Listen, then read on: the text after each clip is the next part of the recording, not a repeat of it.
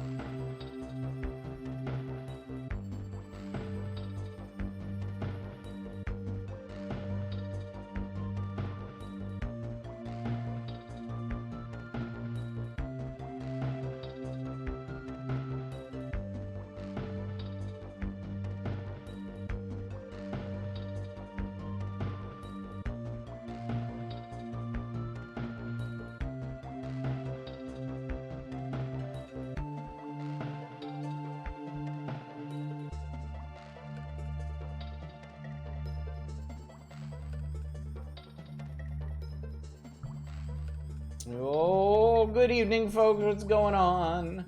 What's up, Manic? What's up, PM Collector Boy, Satellite Sun? Ludger High, thank you so much for subscribing for 43 months and at tier 3, no less. Does your generosity truly know no bounds? I think it mustn't. What's up, Evo? What's up, RV Winkle? Fury Fighter? Shadows? Hey, the whole gang's here, at least a lot of it. What's up, everybody? Happy Saturday. I hope you're doing well. I'm doing great. I'm doing just peachy, keen, super groovy. I got my drink. I got my shitty issue of Nintendo Power. I'm all set. Yes. Good evening, Sacrificial Toes. Good to see you tonight. I don't remember that subtitle, Battletoads in Ragnarok's World. Yeah, that's apparently what they called the Game Boy one. For whatever reason. And it's...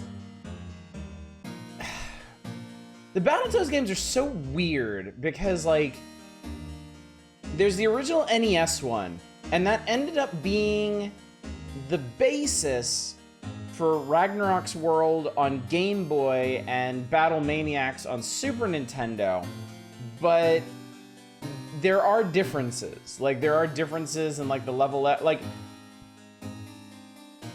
Battle Maniacs is a lot of the same levels, but they cut some out.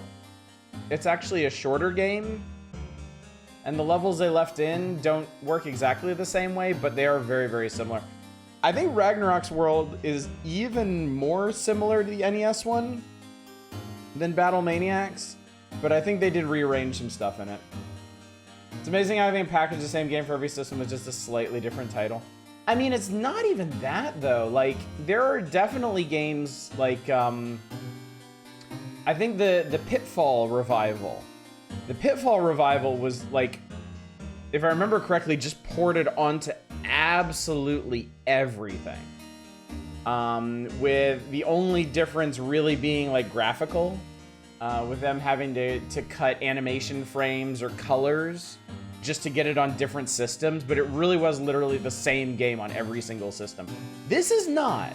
For whatever reason, they made material changes for the Game Boy and Super NES versions, to the point that for the longest time, I didn't even realize they were technically the same games.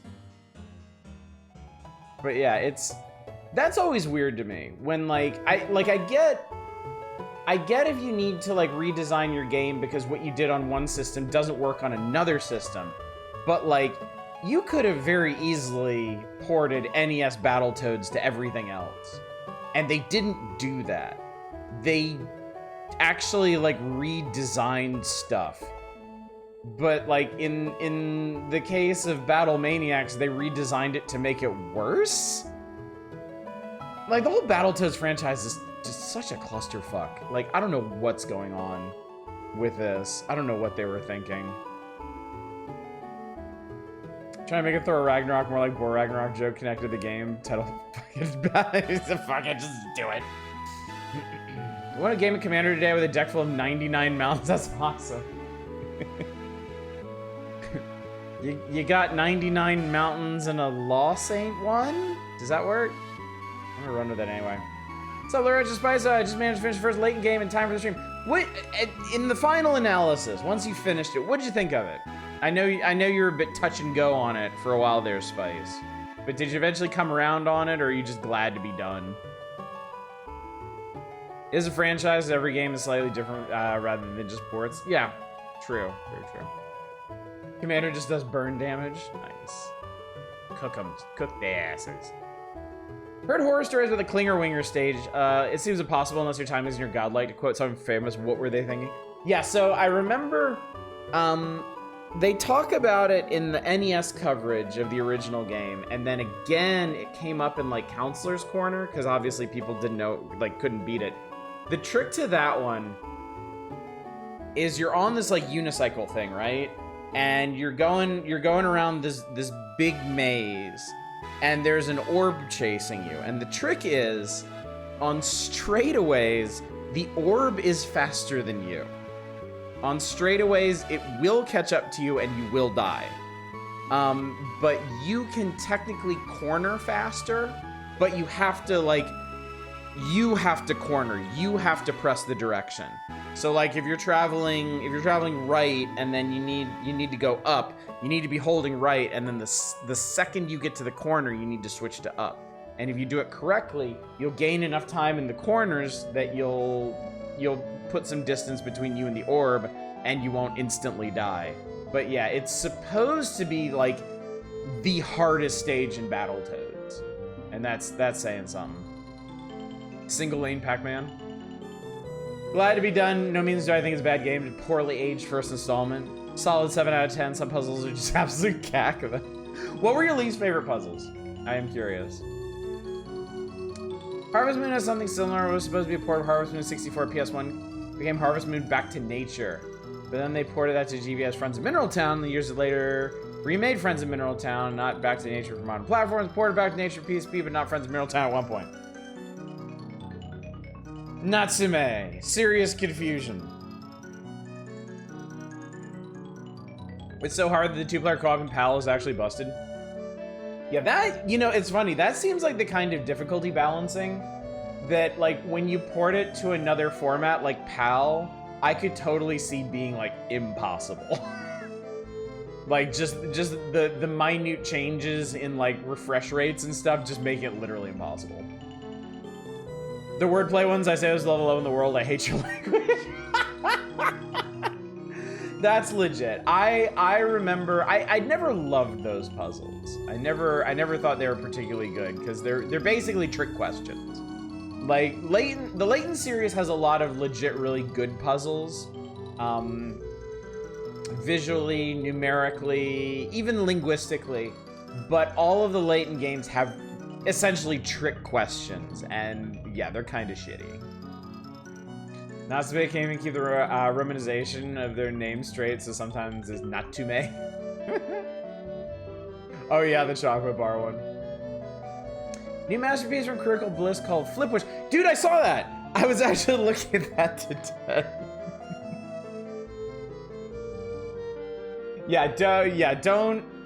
Don't go searching for them unless nobody's looking over your shoulder. But Critical Bliss, like, if I was gonna get into porn games, like, Critical Bliss is probably where I would start. Like, their games look like they're legit interesting, and if you're not familiar, they released a game today called Flip Witch, where it's a Metroidvania where all the puzzles and mechanics are based around your character being able to swap genders.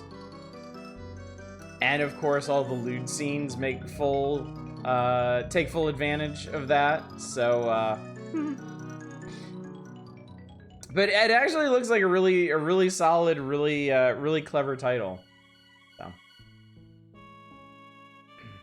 it's actually pretty fun. That's all I'll say. I mean, I look at the reviews. I only read them for the reviews, as if anybody believes that. I always look at the reviews for these things, and for Critical Bliss games, people tend to say like yeah, it's super horny, but the game itself is actually good. Like, it's actually fun. So someday maybe I'll take the plunge.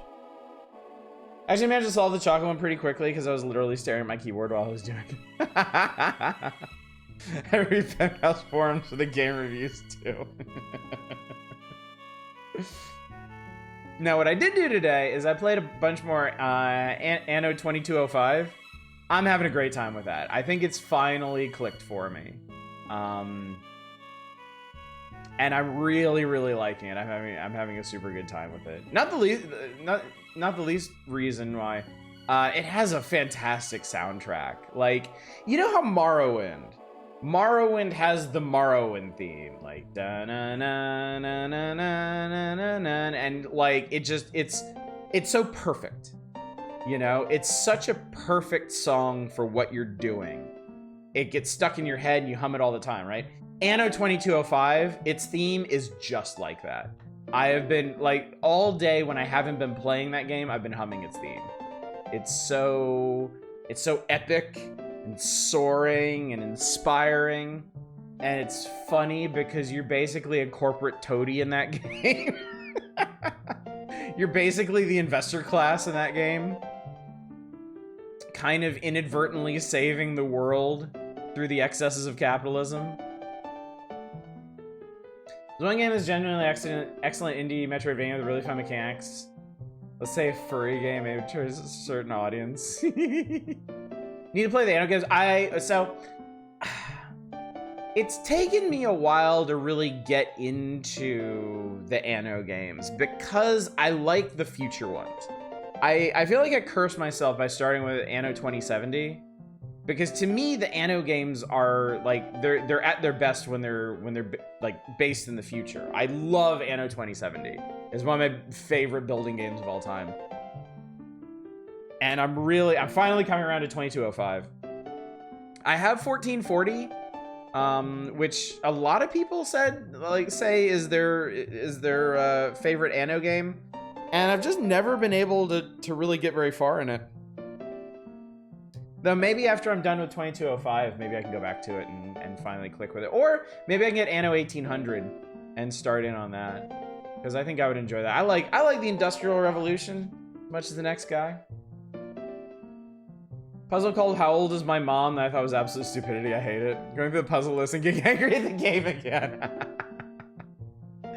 It's like the next Valferris will be a full-blown shmup. It still has the original's testosteronic manliness. Nice. Very nice.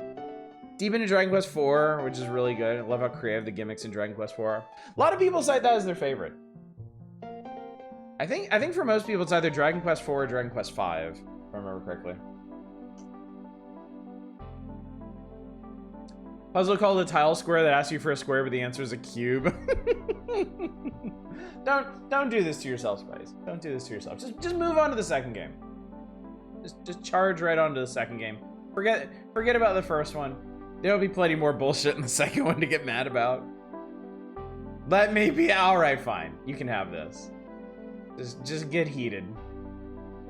But yeah, I think Anno 2205 is unique because the other Anno games, you basically have a scenario, like you have a map, you have a level, and you're basically working through the level, and like the challenge of the level is logistics.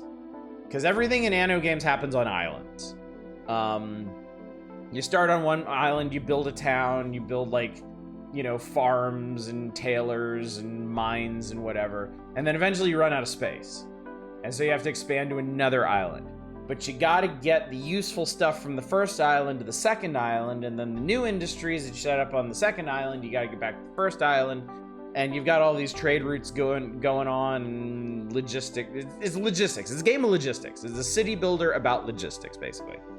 Anno 2205 completely turns that on its head, because you don't have one map you're working on. You're basically working on the entire game at once. There's different regions that you have to work in. There's the temperate region, there's the Arctic region, and there's the moon. Like, your ultimate goal in 2205 is to build a fusion reactor on the moon to solve Earth's ill-defined energy crisis. So instead, like, all of the logistics in each of the regions is kind of solved for you. You don't have to worry about building trade routes or anything between islands. Everything just works. What you do have to worry about is the logistics between regions, because you'll produce stuff in the temperate region, like fruit drinks that are needed in the Arctic region. The Arctic region will make stuff like ocular implants that are needed in the temperate region, and then you're gonna have to ship stuff up to the moon because those guys need all their bullshit to make the bullshit that you need to send back down to Earth to keep doing stuff. But it's a lot more straightforward. It makes a lot more sense. The challenge of 2205 is that all of your economies are linked. You're running one big economy at once. And that's what I didn't get the first time that I played it. That's what I was screwing up, because stuff in the Arctic and lunar regions are exponentially more expensive. Like, stuff that costs you like 1,000 credits in the temperate region will cost you 10,000 in the Arctic and 100,000 on the moon. So what you have to do is, even when the game is like, all right, you're good, move on to the Arctic region, no, you don't do that. You stay in the temperate region and you build out your economy. You make all of the money. You get this vast churning capitalist apparatus going. And then when you're pulling in hundreds of thousands of dollars, then you go up to the Arctic and you spend that money to get everything going there. And then when you're pulling in millions of dollars, then you go up to the moon.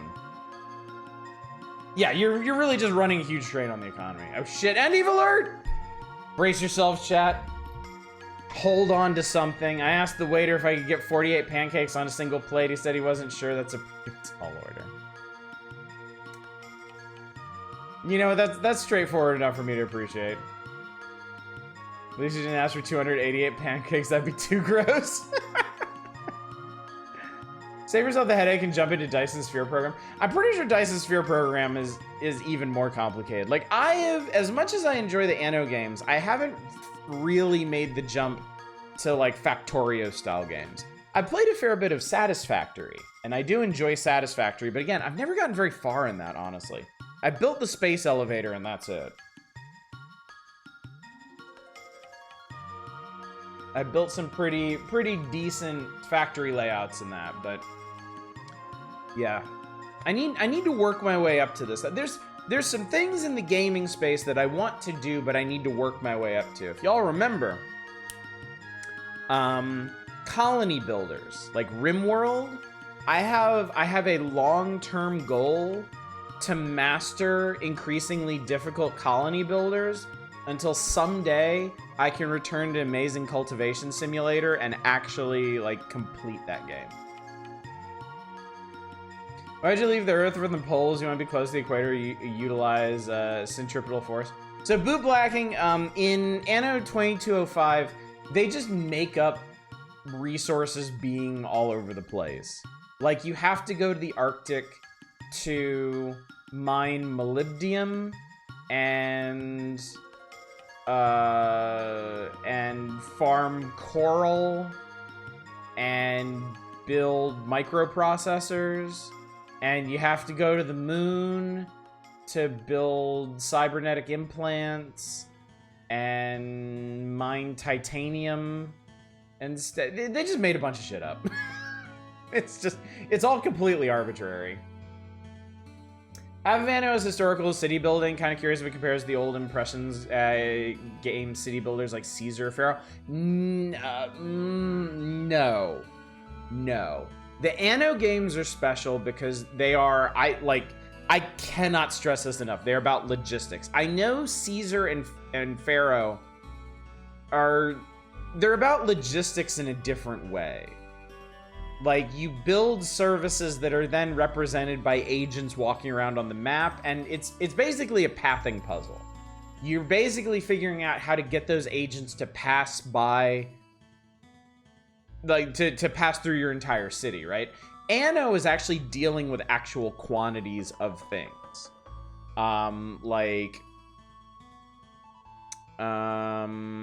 All right, so my workers need rice and they need water. So I build a rice plantation and it makes 10 units of rice. And then as I expand my population, I'm gonna need more units of rice. And then once they get promoted to a higher level of workers, then they're gonna need juice drinks. But you don't just make juice drinks. You have to farm fruit, and then you send those to a cannery, and they turn them into juice drinks. Okay, but what about Anno D's nuts? Zero Anno nuts. Been reading about the new Factorio DLC, and they're making the game exponentially more complex. I love it. It's like in Before We Leave, where only one island in the world has oil. Yeah. The Anno games have arbitrary limitations on them. Like Anno 2070. Certain islands could only support certain kinds of crops. So like the island you started on had rice. So you had your basic staple crop, but then when you promoted your people up to the next level, they needed tea. And the first island had no fertility for tea. So you had to expand to another island and grow tea there, brew it into tea, and then ship it across the ocean back to your first island. Older impression styles are more agent-based. Food stores rely on hunter agents, hunting wild animal agents, and how... Yeah, the Anno games, for the most part, are about managing supplies of goods. 2205 is more simplistic than the other ones. They streamlined it more because you're managing an entire global trade instead of just working off of a single map. Like in the other Anno games, like you mine iron, and then you take the iron to a smelter, and then you move the smelted iron to a workshop, and that produces tools.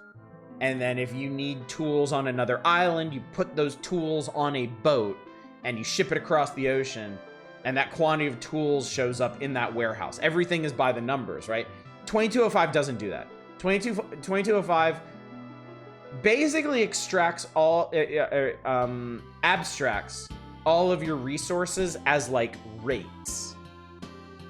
So like you build an iron mine and you're basically producing 5 units of iron constantly. And then when you build a workshop, that's going to consume like 4 units of iron at the same rate. So then you're still running a slight surplus of iron ore off of that. And then your workshop maybe consumes like 10 units of smelted ore. So you need to build like 2 smelters or something to get all the proportions right. This is from Last Bible 3. It sure is. You are spot on with that.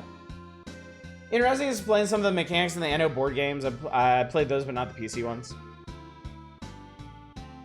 Are you a fair tea growing El Presidente? Sounds like Before We Leave really was Anno Light. I'm not even sure I'd call it Anno Light, because the logistics in Before We Leave get kind of complicated, especially once you get into interplanetary resources. It depends on which game you're playing. The older Anno games, getting the proportions right was more difficult, just because of quality of life stuff. It was harder to see exactly how much your workshops were producing and like how that compared. Like you basically just had to look at your warehouse and how much stuff was coming in and how much stuff was going out, and you had to kind of eyeball your proportions. And then starting with the future ones in 2070, they started making it a lot easier to figure out the proportions, and then 2205 streamlined that a lot, where you weren't even working with like the actual like amount of, like, you weren't working with the actual items produced, you were just working with the proportions themselves. And they also made them a lot simpler. Like a lot of industries in 2205 are just 1-to-1. Like, you build one mine, you build one smelter, you build one workshop, and it just works.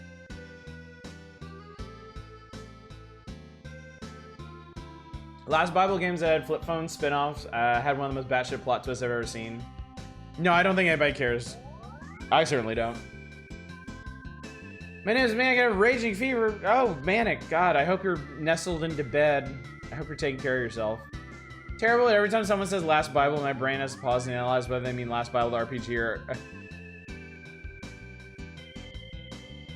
I understood that reference. Turns out the main villain in the entire Last Bible franchise as a whole is the protagonist, the OG Famicom Megami Tensei game.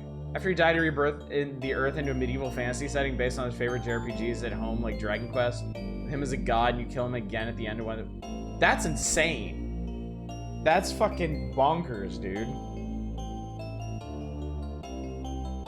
That is really, really weird.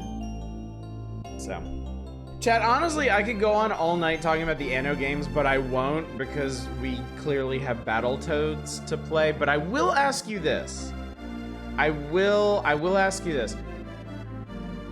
Just based on what you know about the Anno series and based on what I've been saying about it, would y'all be interested in seeing a stream of it? Either a one-off thing or actually like playing through the campaign? That's how Last Bible is tied to Megaton. I refuse to believe people are unironically liking Bluey, the video game. Isn't Bluey, like, super popular? I feel like I've only heard good things about Bluey, so. What if Ganon actually linked major plot twist? Bluey's awesome. I thought you were watching pouring over fucking charts, sign me up.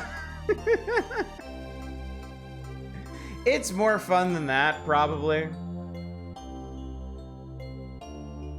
Watched it, it looks really good for a kids game. Heard the 1.0 is pretty buggy though. What's up, Cheese Toast? Good to see you tonight. Yeah, I've heard, like, my kids don't watch Bluey. I've never watched Bluey, but I know some other parents that have watched Bluey with their kids and they legit really like it. And to me, that's always high praise, you know? Like, some children's shows are insufferable to watch with your kids. Like, I regret all the time I spent when my kids were younger watching Paw Patrol. It was such a waste of time. But, like, there are some shows that are just as interesting to me as they are to my kids. Shows the human characters are boring. Reminded of at least one anime YouTuber I was... What?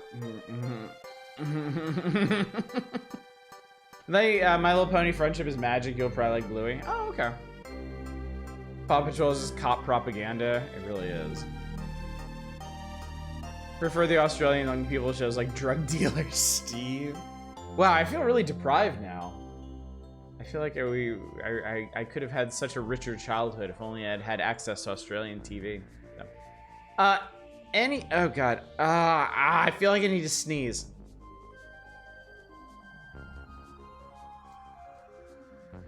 I feel like I need to sneeze. And... Okay, I think it went away. Let's get into the magazine, chat. I'm eager. Daddlebrut. I am eager to get through this issue because it's by volume a lot of Battletoads, like more Battletoads than I ever asked for, which is none. So any amount of Battletoads is too much Battletoads. And there's like 3 times that in here. Anyway, welcome back to June of 1993, when the world was simply consumed by Toad's fever. Yeah, it's basically an issue full of cack. We have been through all the Super NES games at this point. This is the tail end of Battletoads and Battle Maniacs over here, in which we didn't even get through the first stage because it sucked so bad. And now we're on to the Game Boy section, which starts with Battletoads in Ragnarok's world. Yet another interpretation of the NES Battletoads ported over to Game Boy. I'm not going to read any of this shit because it's just still Battletoads. But they got Ragnarok's Canyon, which looks exactly like the first game. Impact Crater. Turbo Tunnel. God love it. Ice Cavern. Okay, so it seems like this one hews a bit closer to the structure of the original, and it just has fewer levels. It has the canyon, the crater, the turbo tunnel, the ice cavern, and then it jumps straight to the snake pit, the Klinger Winger race, and the tower. So that's what, seven stages, it seems like. Toads battling preposterous. Michael flies off. What's up, Nemrin? The world was not even marginally consumed by Toad's fever, no matter how desperately they tried to make a thing. They sure did, didn't they? I didn't know. When I was a kid, I don't remember anyone giving a single shit about Battletoads. I don't think any of my friends, none of my friends had Battletoads. None of my friends knew about Battletoads. None of my friends cared about Battletoads. They tried so hard to ride the coattails of the Teenage Mutant Ninja Turtles, and yeah, it just didn't happen. It looks like a barcode, so it's probably pretty bad. Yeah, they absolutely, that was the goal, to make you think it was the new Teenage Mutant Ninja Turtles. And I guess they got some gamers at the time, because people played at least original Battletoads. Actually, that'd be an interesting question, chat. Did any of the subsequent Battletoads games sell as well as the original? Or did they basically just manage to bamboozle people with the original Battletoads, and then like the Game Boy and SNES and Battletoads and Double Dragon just fall flat on their face?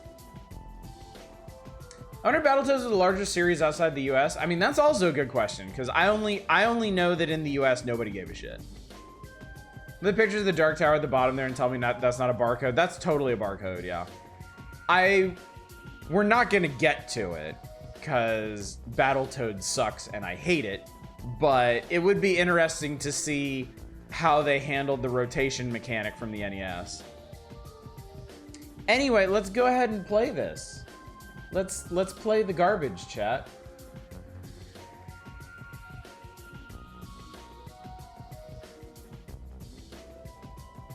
Give me a reboot of the Bucky O'Hare games.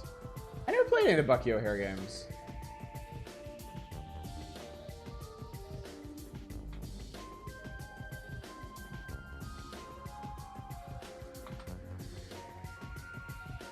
All right, Wheeze on Game Boy.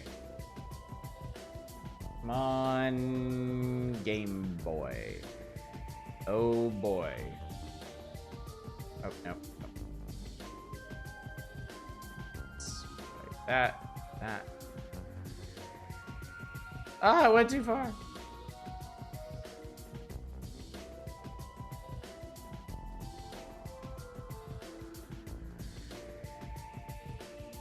Now,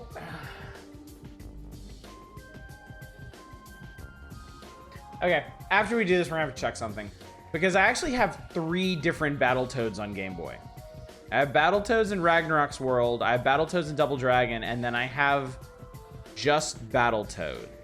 And it's not a regional thing, because I have US and European versions of all 3 of these. Klinger Winger Thinger, yeah. Australia's niche 2 never really took off. I had heard of it by reputation. Forget reboots when we get the Battletoads deboot. Like Atari Battletoads. So I think we're gonna play Ragnarok's world, and then I'm gonna go back and see how it compares to like whatever just nondescript Battletoads is.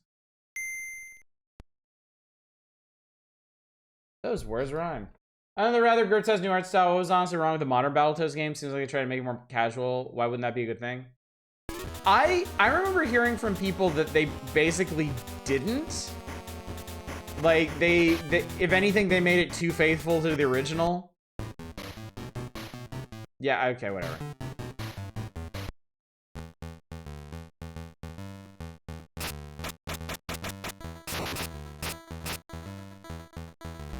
I just...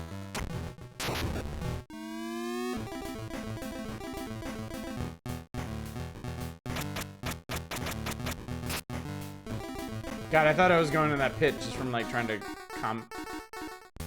Okay, so yeah, the animation is actually really nice. This is actually rather impressive. Like, for a Game Boy game, this looks really good. Soundtrack seems kind of bright. The soundtrack's not too bad. I mean, soundtracks are super hit or miss on the Game Boy. Soundtracks can be very unfortunate things on the Game Boy, and this is not. This is not. This is the Stage 1 NES theme.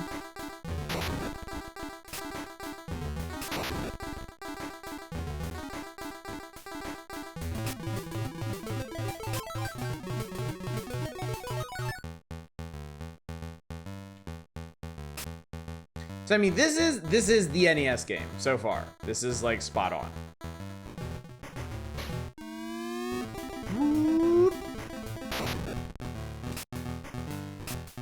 Nope.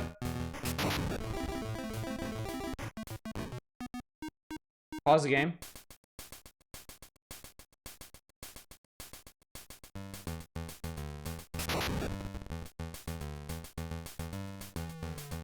They took away the pause theme. Yeah, they even have the floating one up that I missed, because fuck you, that's why. Shit, port. Looks like the boss is... Yeah, the boss is the same.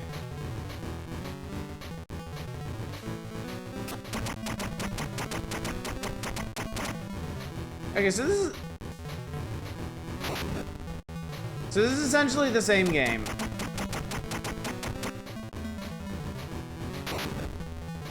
This is the same game, just with fewer stages. This is a cool boss, yeah. And I do appreciate that there was, for a time, beat 'em up bosses that you had to fight like this. Like, between this and Shredder and Turtles in Time. Like, it's cool that they did that. Hello, nurse.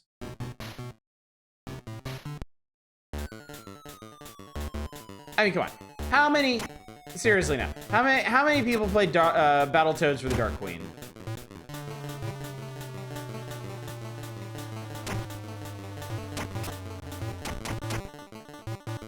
This innovation overall is not innovation within the series. I know at least one person. Ow.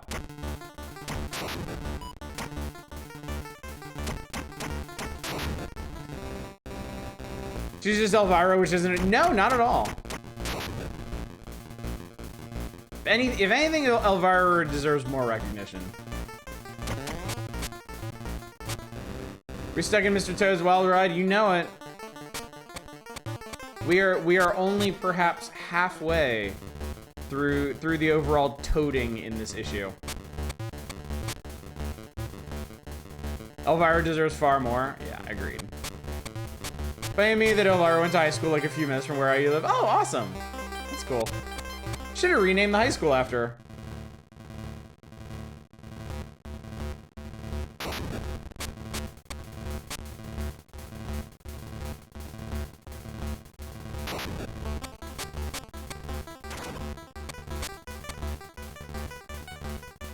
So chat, dare I say, so far at least, this version is easier than the NES version? Enemies seem to die a lot faster in this one. I have not played the Elvira games, no. I would like to at some point. Oh, shit. That's right, those aren't enemies. You have to avoid those.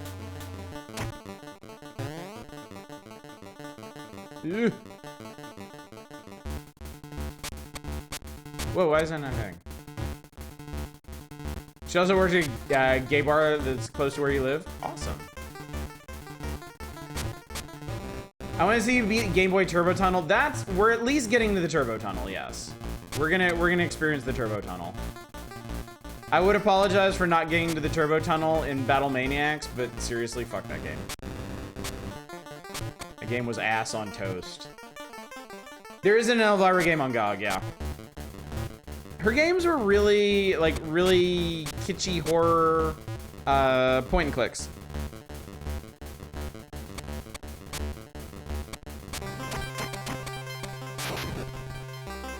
Whoa, what the hell's going on?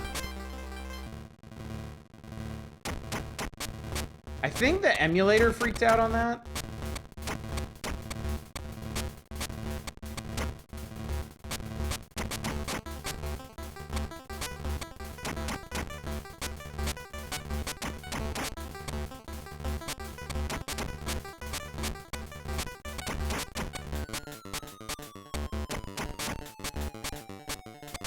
This might be undoable now.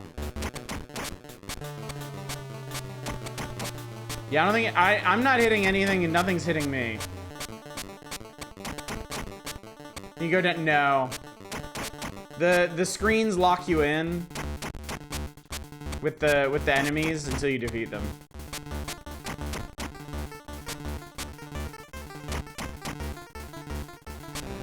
The wrecking ball? I don't even know how you do the wrecking ball. The wrecking ball is contextual with the enemies. So.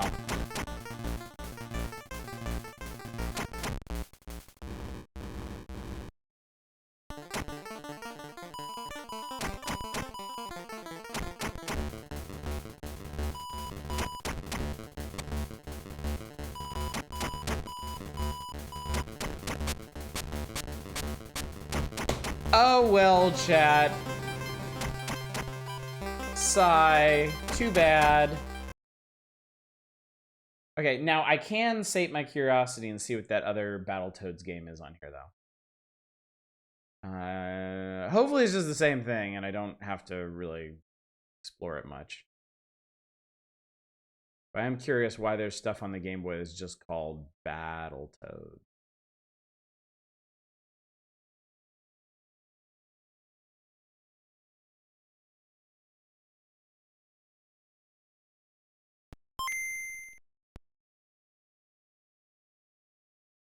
No, Mike Linger Winger Thinger. I think this is just the same game. Ah.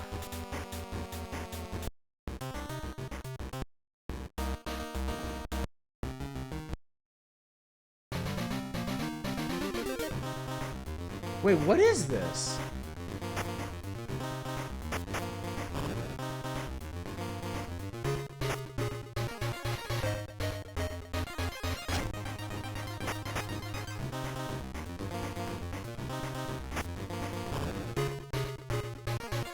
Needs a Battletoads visual novel. We need no such thing.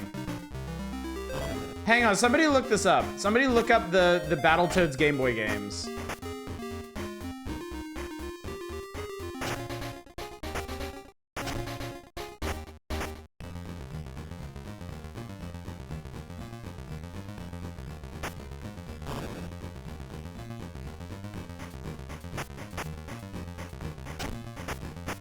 I don't want that in my search history. So this is official.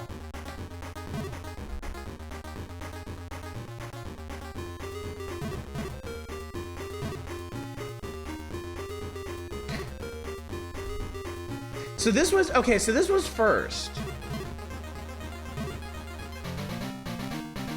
So apparently, okay, so apparently there was the NES Battletoads, and then on Game Boy, they made an entirely different game to put on Game Boy. And then a year and a half later, they made a port of the NES one for the Game Boy. That's so bizarre.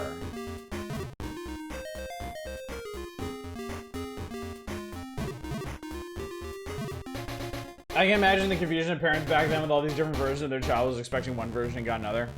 I mean, how confused do you think the kids were?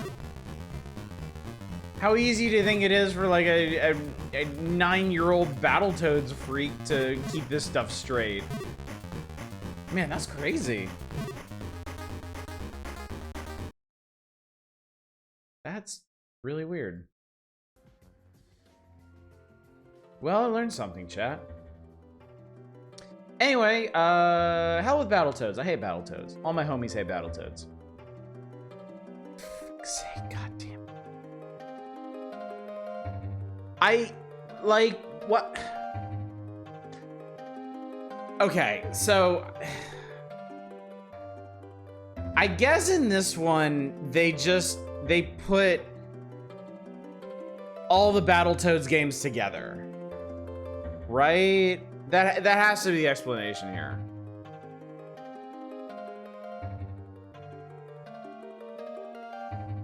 So we haven't actually made it to the Game Boy section. The Game Boy section is presumably after this. Rare kind of did that sometimes. Donkey Kong Country on SNES got an original game on GB called Donkey Kong Land. Then GBC got an actual port of Donkey Kong Country. Two best franchises fight together. Kind of like this version? Really? Huh. Two of the greatest teams in video game history have joined forces. The Lee brothers, Bimmy and Jimmy, have inked a deal with Rash, Pimple, and Zitz, collectively known as the Battletoads. The reason for this muscle-bound merger is clear. The nemesis of the Battletoads, the Dark Queen, has joined forces with the equally evil Shadow Boss. The Lees have long been battling the Shadow Boss. I think their copy got cut off here. That's a really weird way to end that one. There's at least like 4 Battletoads Double Dragon games, and 3 of them will be coming up in Nintendo Power soon. Yeah, no, Battletoads and Double Dragon got ported onto everything. It is not like base Battletoads. Like this, there's a version of Battletoads and Double Dragon on NES, SNES, Game Boy. I'm pretty sure it made it to Genesis. Probably made it to some other systems too. This game is so funny because Rare didn't seem like they gave a shit about Double Dragon. As far as Battletoads games go, this is probably the best one. I mean, that is a bar so low it is subterranean. After a defeat on Ragnarok's world, the Dark Queen headed to the end of the universe to regroup and plot her revenge. Now she's back with more help than you can imagine. This vertical and horizontal scroller sends the Toads and Dragons into some of the best action stages to find in any system, either 8 or 16-bit. You fight enemies that appear in previous Battletoads and Double Dragons games. Abobo, Scuzz, Walkers, Big Blag, Ryder, Linda Lash, the Robo Manus, and many more.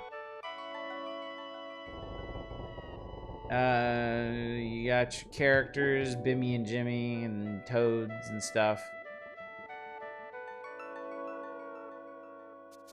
Arcade one's pretty good, actually. How is this laid out? Okay, so stage 1 is the Colossus. The Dark Queen's newest rig, the Colossus, made its debut by smashing out of the moon. Professor T-Bird was unaware of the Dark Queen's resurgence. Now it's only too obvious. Finally realizing the Dark Queen has the Shadow Boss on her side, the Lee brothers are called in to even the odds. So, this is kind of cool. This is like a spacey, techie stage.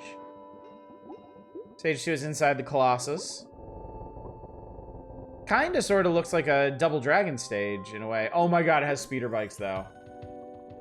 Oh god.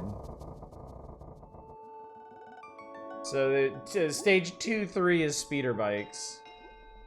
Stage 3 is the base. The Colossus enemies are tough thing again. The baddies lurking in the base are much stronger. This looks like a pretty big winding. So this is interesting. It has side-scrolling platforming and descents. Stage 4 is the Colossus encounter. Oh, is this a shmup? Take over the controls of a small spacecraft in stage 4. The craft looks, fires, and moves suspiciously like the craft in Solar Jetman. Another Trade West game. That's pretty funny. So you have to blow up this big ship. Stage 5 takes place on a missile. And then stages 6 and 7, you fight Shadow Boss and Dark Queen. Okay. Huh. Interesting. Please try to get up to the speeder bikes at least. We'll see what we can do. I make no promises, but there will be an attempt.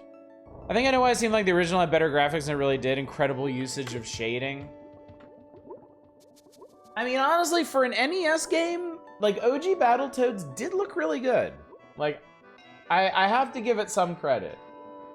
It was innovative in some ways, in some respects. Battletoads and Double Dragon and Solar Jetman. I would definitely be way more interested in that crossover. Let's see.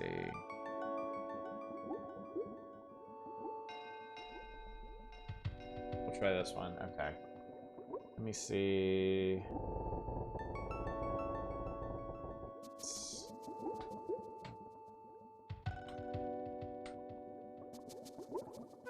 Alrighty, chat, let's do this.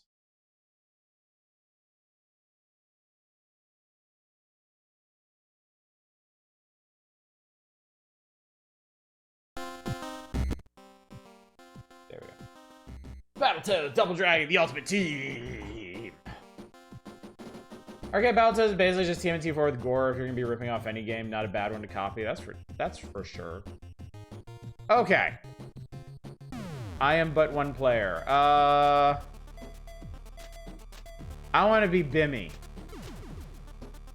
Hell with these toads. I'm gonna be Bimmy. How's there a helicopter in space? Oh, Bobo, not like intruders. I'm gonna beat you up. Now there's a face that only a meme could love. Kapow. Is this an auto scroller? Did I just elbow drop a...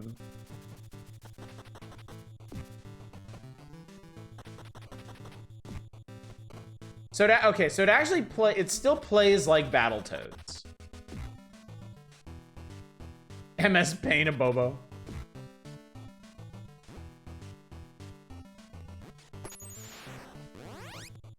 I got some cubes. Delicious.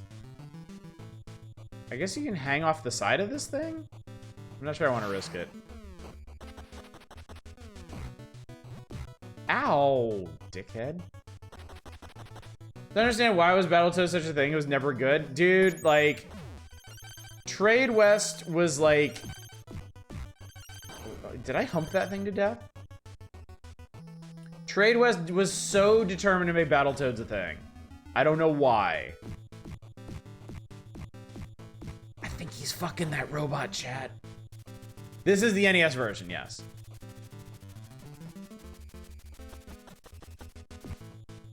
Should be able to tell that from the sound profile.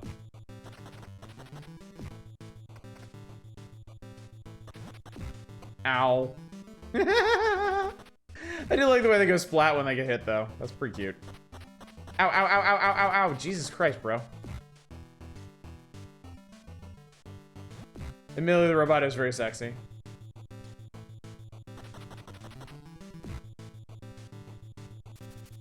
Their walking animation is pretty solid, too. Battletoads combat mechanic works well for Double Dragon characters. It does, yeah.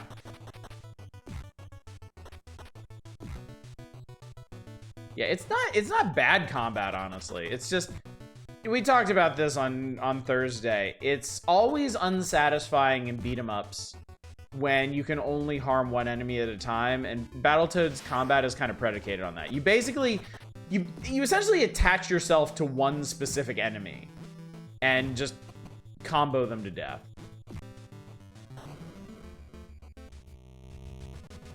Oh, okay. Ow, fuck you. Dude, what the hell?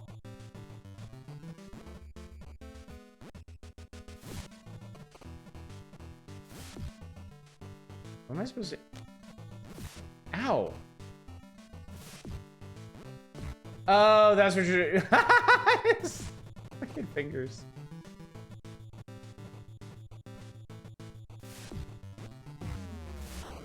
Okay. That was weird. That was hard.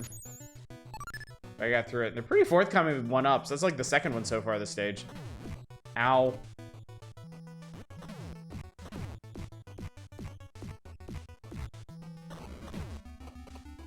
Chat, they won't even let me fuck the robots. Basically a turn-based fighting system. I mean, it sort of is. It sort of kind of is. Oh my god, he moves really fast when he wants to. So apparently there's... Ow. Shithead. Apparently there's like... Yeah, oh yeah, there's a double tap dash.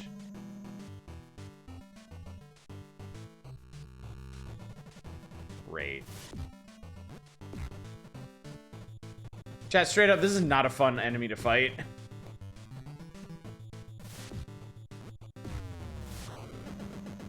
Kind of boring and stupid. Ah! Okay, that's pretty funny. Ow, I'm super dead.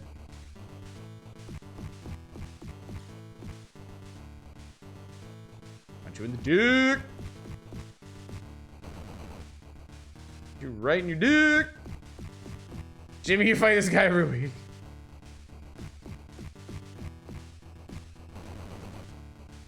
At least they didn't make you fight both at once. Yeah, that would have super sucked.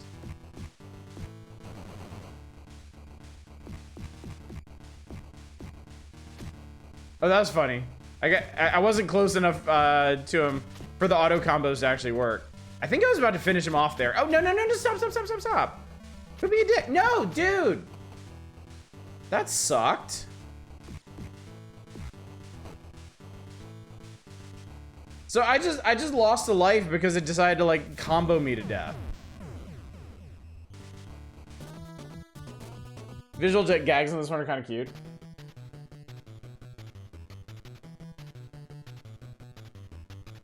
Damn T-Bird.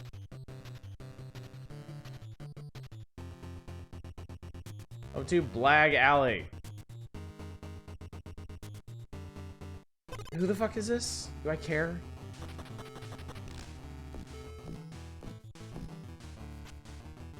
That was interesting.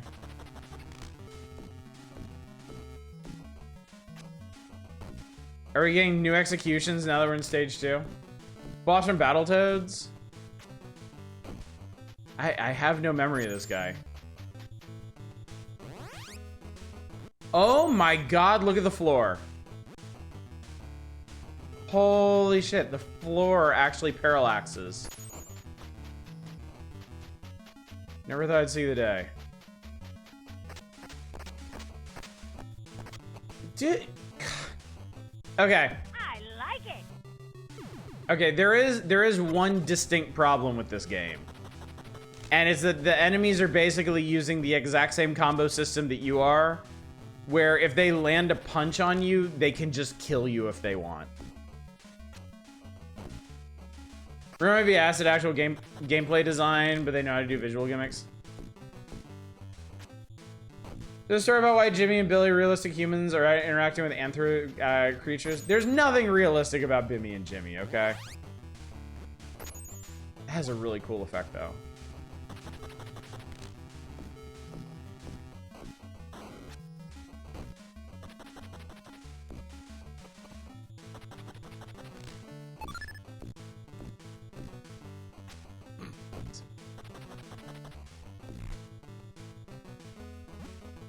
I got a weapon. That's a really interesting way to use that, dude.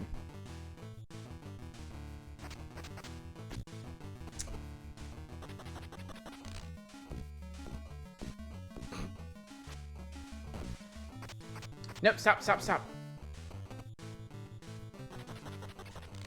Billy and Jimmy change designs, stories, and who their main villain is every time. Jimmy and Billy are realistic human depictions the same way that Cosmic is.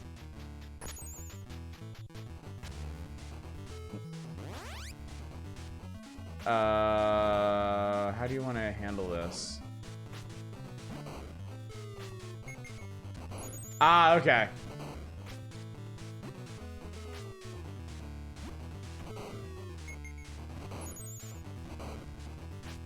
You'd think after the first one you would have learned. What an idiot. Double Dragon is meant to be post-apocalyptic. Oh, it's an elevator. I knew that. Okay, let me get that one up, please. Thank you. Interesting way to carry that guy.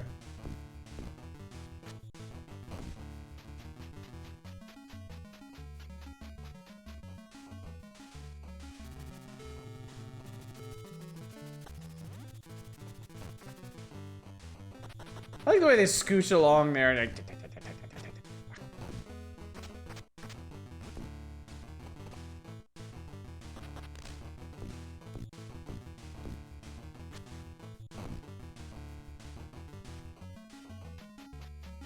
I understand how it's physically possible to hold someone's head far enough for you to kick them with your like fully extended.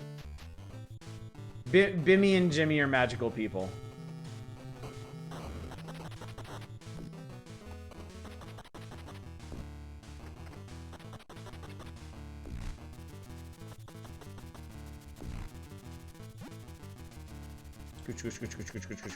Dude, I don't even get to use these. They suck.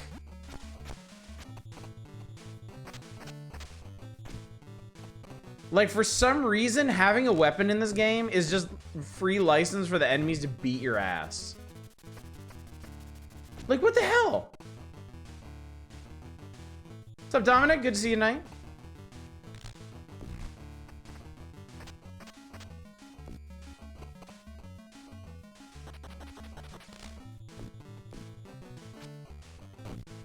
Rare games go at some point. I should replay Star Fox Adventures.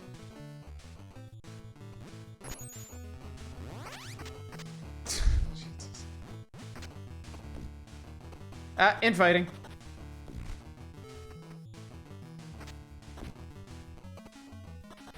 You can't spell weapon without liability. You can, but why would you? Oh my god. Okay, I'm really starting to hate the combat in this.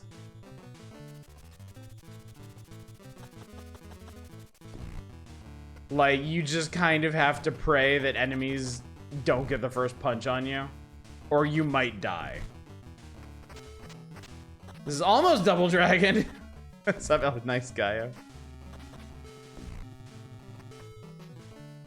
And I can't believe I am playing a beat 'em up that made weapons bad. Like, you are actually worse off with a weapon.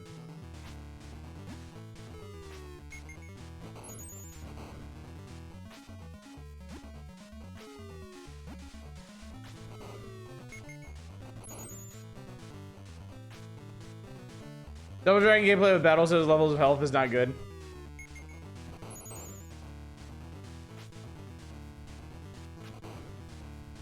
This guy was one of the Double Dragon bosses. Like the boss on the train or something. Oh my god. How many times do you need to be blown up? There we go. That Roper, if you think that I know these people by their names. Oh, fuck. Oh, I think we did it. I think we made it to Turbo Tunnel. Oh, God. Wait, there's fighting in the Turbo Tunnel? Where am I? Why can't...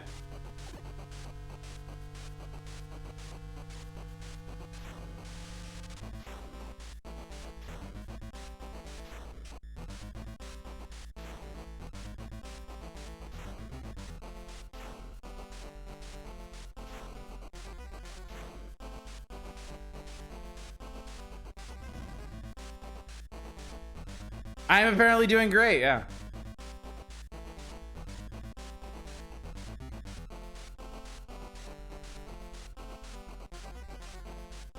I mean, something clearly went very, very wrong here, because now nothing is happening. Chat stream!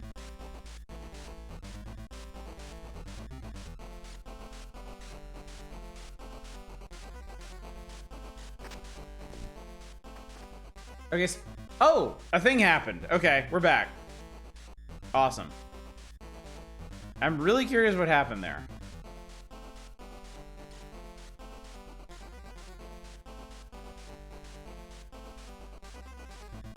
Cool game, weird ending. Best Turbo Tunnel ever.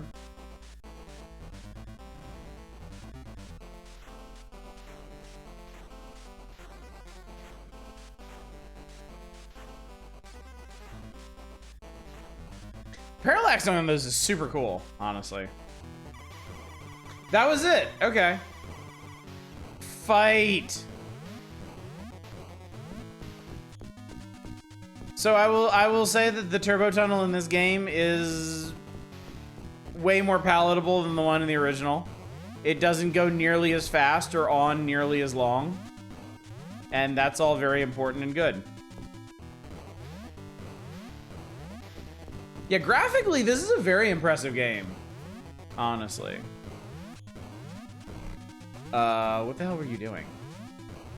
Don't pick... Okay, I guess you could pick him up if you really want. Animal cruelty? How dare you talk about Bimmy like that?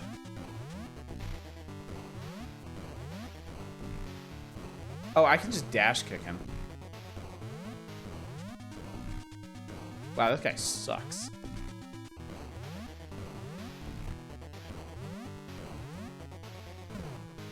Hearing me say that. Bayou Billy looking weird. Wait, can you actually stun lock enemies like this? Oh. No, he got away. Okay.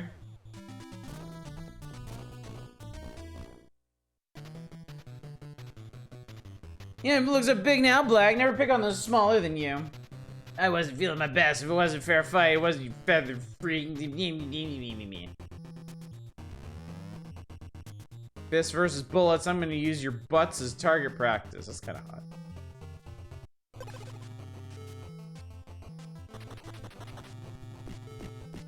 Jesus Christ! Picks up this woman by the hair, like, oh my god.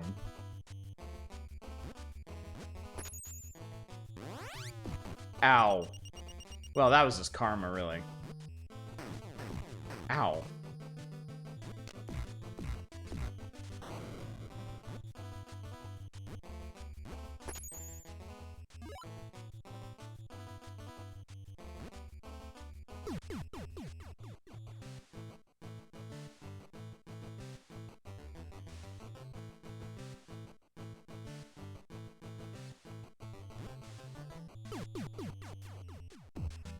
I like it.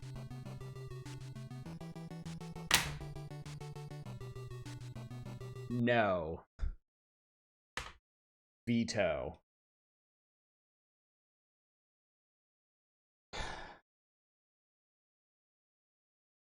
Chat, there's no such thing as a good Battletoads game. They don't exist. They aren't real. Hey, it's Star Fox time. Talk about a palate cleanser. Arcade Battletoads remains the only good one. I don't believe you at this point. It's straight up. I have been subject to so many bad Battletoads games. I don't believe there's a good one.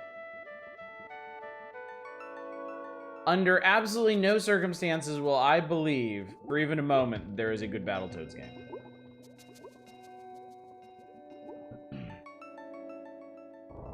Battletoads atheist. Alright, so this is Act 5, fixing a hole. Good one or just relative good one? Like, actual good one. I don't care about relative. Like, the nicest turd in the bowl is still a turd. Twitch, you sneaky fuckers, Adblock doesn't see the shitty sidebar ads. Arcade Battletoads more or less plays like a TMNT beat 'em up. It's fine. I don't believe it. I don't believe it. I have had such a miserable experience with all the Battletoads games I played. I don't buy it. I'm not saying y'all are liars. I'm just saying there are no good Battletoads games. I feel like I've played enough at this point that I am within my rights to say that. Okay, so let me see if I remember last time, because last time was like a month ago. You were enjoying that one right up until the point you stopped. Yeah, I liked it until it was bad. Before I realized it was a bad game, it was fine, and then it became a bad game, and I was like, well.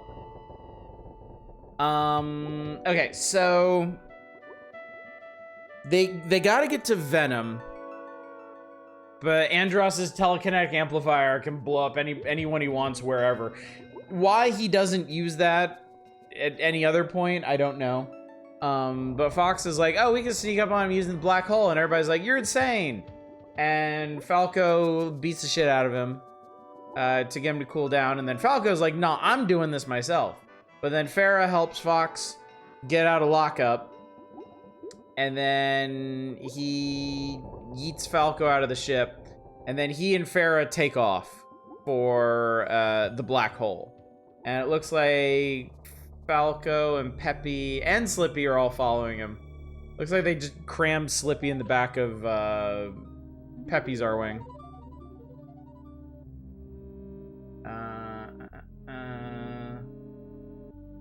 Get Croak back here, let me fly. Fox and Pharaoh must be the black hole by now with your ship and my plan. I hate it when that happens. Don't you hate it when that happens?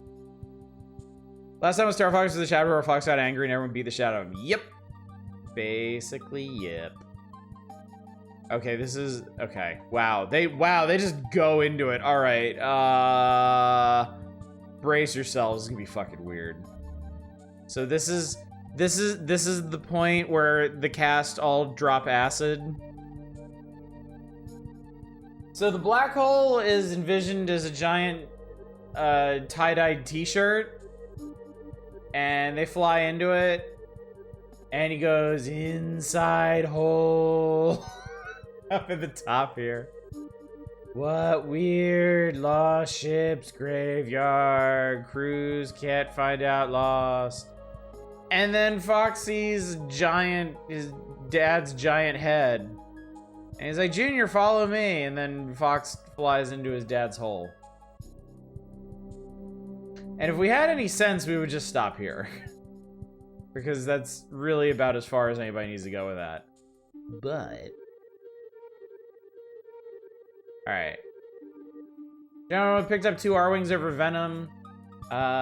There's a really neat panel up here of General Pepper, like, with the black hole reflected in his glasses for some reason that makes him look absolutely insane.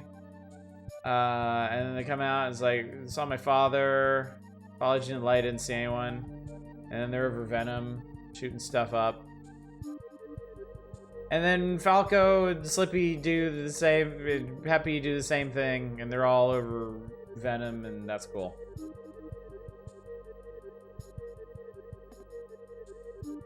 And then here he is, Andros in the flesh. R-Wings becoming perfectness. And then they're in the tunnel. Now they're flying into Andros's hole. And I always really like the action scenes in these. Like, it's just the R-Wings swooping by and blowing up some ships, but it feels very dynamic. The angles and everything. Andros looks like freaking exercise. All right, so now these panels at the bottom, though. So Andros drops a barrier, and Fox is the only one who gets through.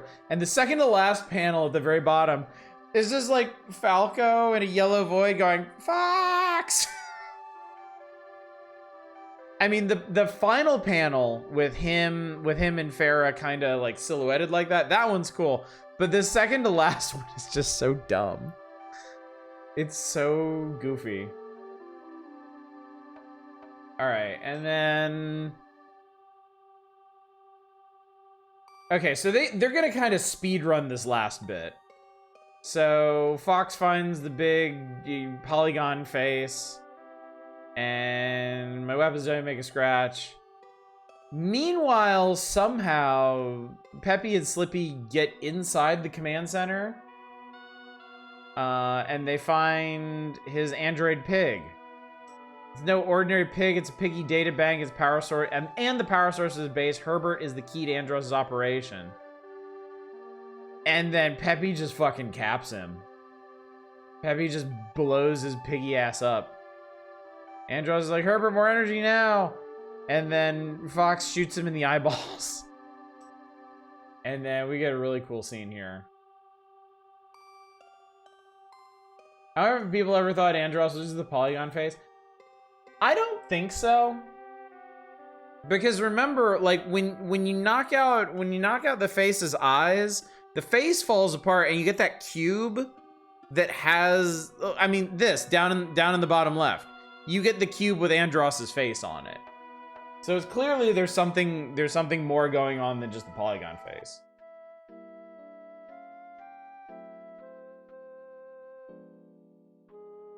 Portable walking power bank is an interesting idea. I mean, they basically just ripped off gonk droids from Star Wars.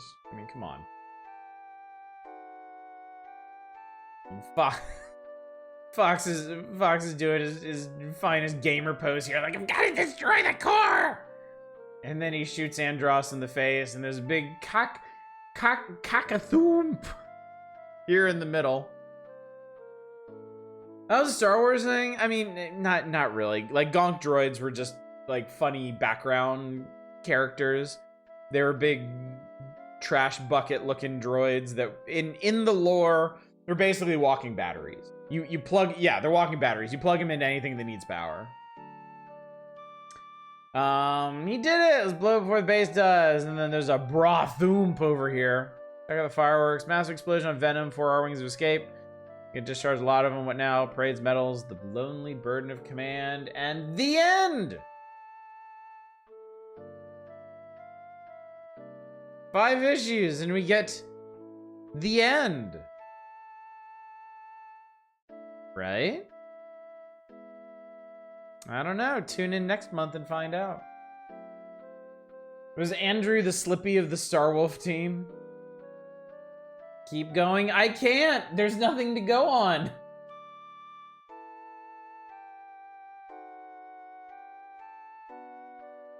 I mean, I mentioned it before. At the time, as a kid, I didn't really care much for the Star Fox comic because I wasn't that big into Star Fox to begin with, and like the art style didn't really click with me as a kid. So I mean, there just wasn't all that much to it for me.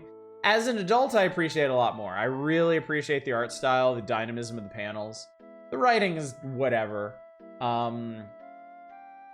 but I really like the visual flair that this has. Cock-a-thoomp is an onomatopoeia derival. Star Fox is always one I really like, but then again, you would. Yeah, you would. To be fair. Pig was peppy because he used to be part of the Fox and betrayed everyone. Oh, interesting. Okay, so there is... So, okay, this is that feature we were talking about where they're actually going to talk about controllers. How about that, chap? It's time to take charge! Last year's introduction to the control set, which includes the control deck and a single controller, gave players the power of choice. They can choose complete Super NES supersets or opt for the basic sets with the pared down prices. By the control set, you may be playing by... Okay, well, whatever. So they're going to break down a bunch of the SNES accessories here and talk about them. And then, I don't know much about most of these, but I will talk about the ones that I do know. The Super NES controller and a bunch of shit. So right in the middle, Super NES controller. Nintendo's own Super NES controller features 8 buttons and is designed to fit the contour of your hand. Plug it in to experience super precise play control. MSRP $19.95. Ah, the days of spending $20 on an official controller. You never knew there was an SNES version of the Advantage? Yeah, surprise. Also from ASCIIWare actually made the NES Advantage that Nintendo of America then licensed from them comes the Super Advantage. In addition to the 8 regular buttons, it has both auto turbo and variable speed turbo, as well as adjustable slow motion. It's mounted on a stable base, has an extra long cord, and features an 8-way directional joystick that delivers smooth, precise control. MSRP $50. Interesting that almost all the other controllers use the Super Famicom color scheme, and this sort of tries to ignore it. Yeah, they don't even mention it, do they?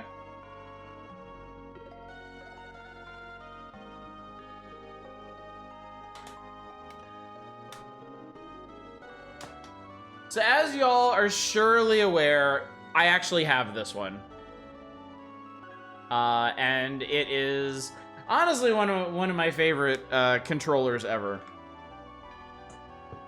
It was very comfortable, it was very pretty, and it was very useful, as it turns out. Similar in size and shape to the standard Super NES controller, the ASCII pad from ASCIIWare has 8 regular buttons plus independent turbo control for each. Also has a hand-free auto turbo that lets you fire up to 20 shots per second without pressing a button.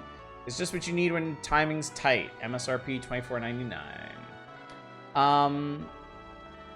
Yeah, the ASCII pad was a staple of my Super Nintendo gaming. Really, I just like the colors. If we can be totally honest for a second here, I really like the rainbow colors as opposed to just the different shades of purple.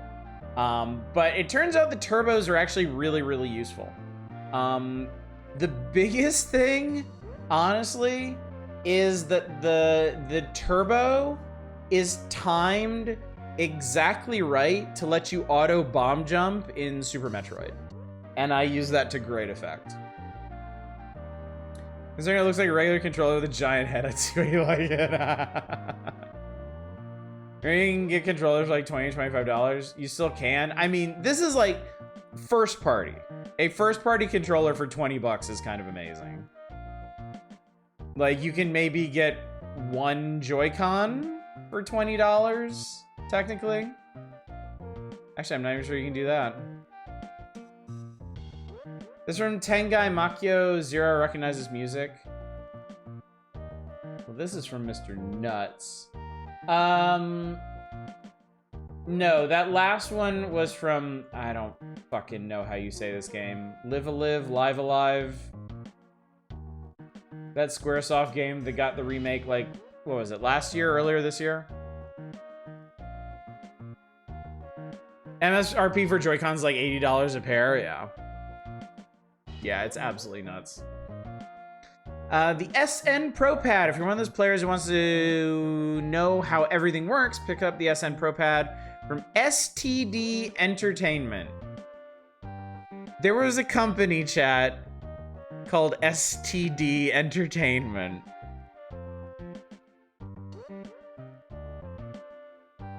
I wonder at what point they had to change that.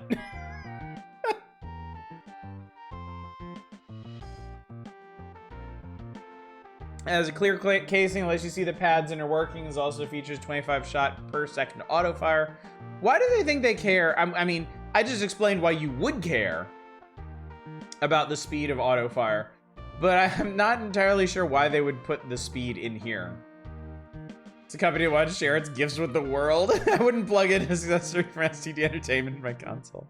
You don't know what you're gonna get. Semi-automatic fire, slow motion, MSRP, 20 bucks. The Fighter Power Stick. If you were one of the millions who started playing Street Fighter 2 in the arcade, you'll be pleased to know that you won't have to relearn the button layout to play the Super NES version if you use the Fighter Power Stick from Capcom. As an 8-way joystick, 6 action buttons, and 3 rapid-fire turbo buttons. Although it's designed with Street Fighter 2 players in mind, it's compatible with all Super NES games and sells for between $75 and $80. Could be worse behavior interactive USBK called A2M before they learn the acronym of the Menasta amount. Ever tell you guys about the company in my country that's called Oh, I love it. Oh, I love it. They do a lot of trade in November. And then there's a Super Multi-Tap from Hudson Soft. Plugs into port 2. The Super NES allows for 4 more controllers to be used. Although the multi-tap pictures for the Super Famicom, a Super NES version will be available this fall. Hudson plans to sell it packaged with Super Bomberman. A price has not been determined. Now, I do have, chat, I do have a multi-tap. It's off-brand. It's Mad Catz. But I do have an SNES multi-tap, and yes, I used to use it to play Super Bomberman with my friends in college, and yes, it was a fantastic experience. It was super fun. Bakery company called Bimbo still kills me. They have a warehouse near here that we drive by every once in a while. You had 3 friends. You want to know what's crazy?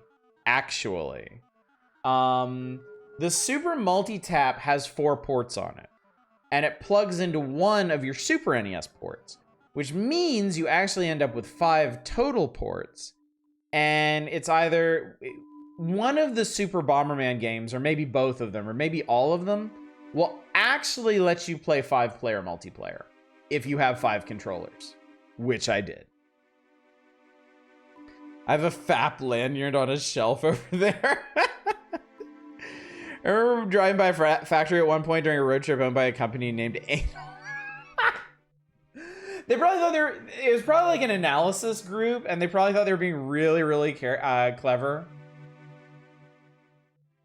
Like that joke from Arrested Development about combining analyst and therapist. Kudos to them for refusing to bend outside pressure. Is that it? Do they have more? There is. Oh, God, chat. Oh, there's more. And they have the thing that I want to talk about, actually. They make thin layer chromatography plates. Interesting. Super Scope. Take aim! The Super NES Super Scope uses sophisticated Fred technology to read. Look, it sucks, okay? I'm sorry, it sucks. The Super Scope sucks. Super Scope game now available. Battle Clash, Bazooka Blitzkrieg, Hunt for October, Super Scope 6, Terminator 2 arcade game, and X Zone. There were a few more after that, but I don't think there were that many Super Scope games total. Take aim for the 3 games that were made for it. Super NES mouse designed to fit comfortably in the palm of your hand. Super NES mouse lets you control the action with a simple click. Comes packaged with Mario Paint, which includes a game Nat Attack that you can play to improve your dexterity with the mouse. I mean, you know, you can play it because it's fun. Super NES mouse games available either now or in the near future. King Arthur's World, Mario Paint, SimAnt. You can play SimAnt with the mouse. Utopia, On the Ball. I'm not familiar with that. Troddlers, and of course, Vegas Stakes. Troddlers, because I've legit never heard of this and you have an SNES mouse. These are all true statements. In fact, they are. Also SimAnt, because might as well. No time like the present, I suppose.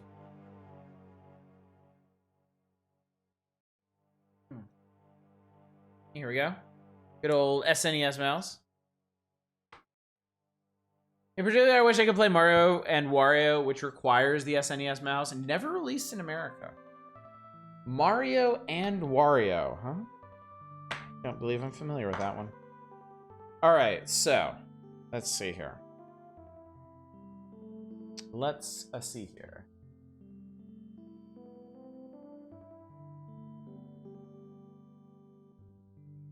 Remember seeing Mario, Wario, and Nintendo Power being sad it never materialized for us?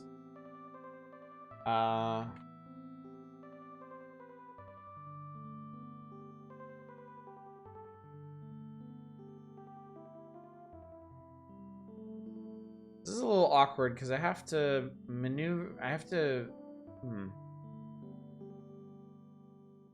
Okay. I'm gonna find this.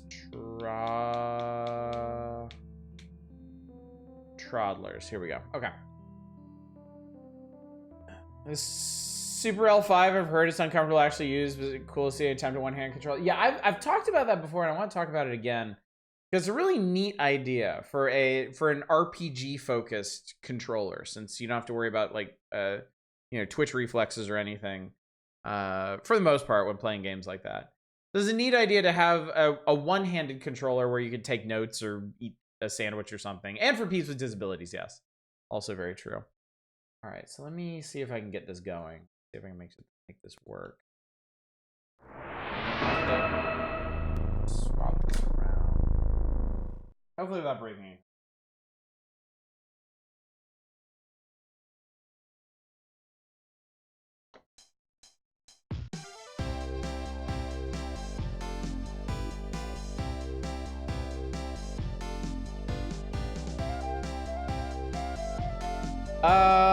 What in the God Christ hell is this?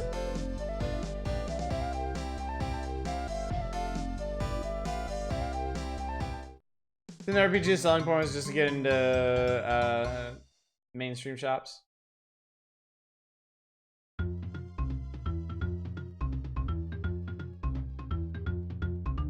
The hell is this?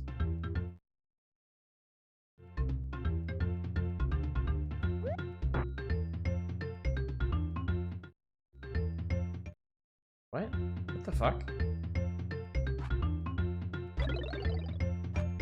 What in the hell am I doing here? Oh, you make... Oh, okay. Okay, this is super weird. It's like... It's kind of like Lemmings, but you have a character?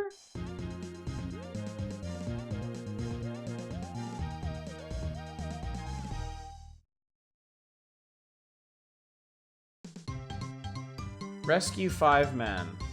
Okay. It seems like you're supposed to do it by placing blocks.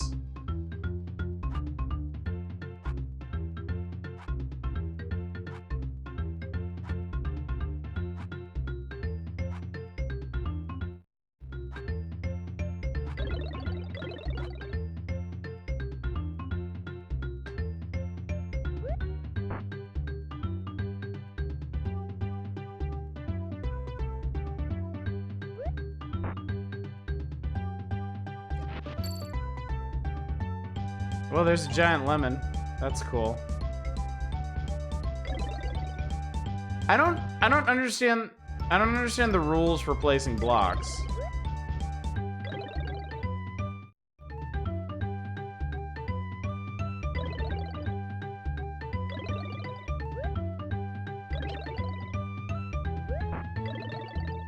I mean, this obviously isn't gonna work.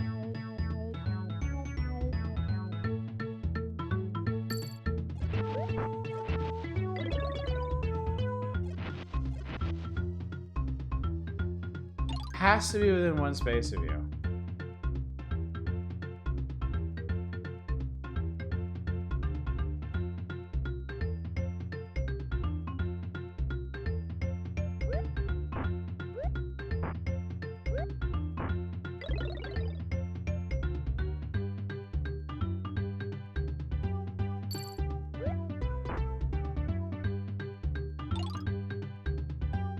Do like a 2-column tower?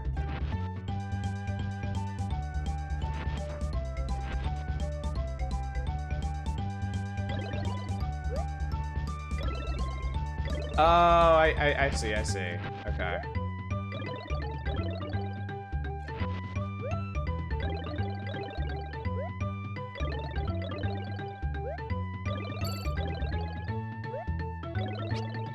Okay, yeah, that worked.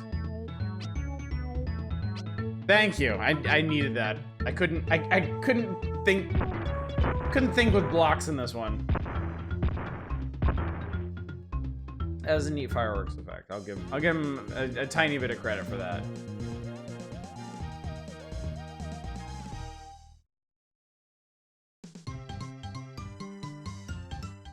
This one's called No Sweat. Lemons without the danger. I mean, it does say like no foes. So that means there will probably be enemies later, I would think.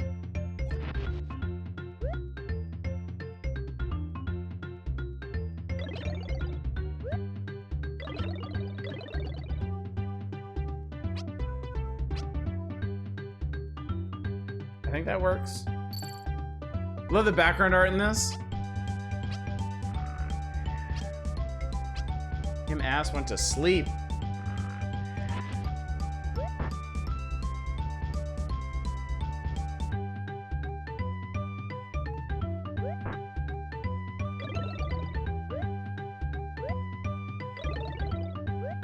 I think that should do it.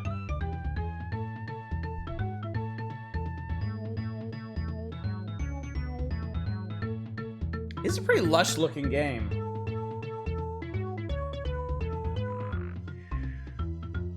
The lemons do anything? They're point items.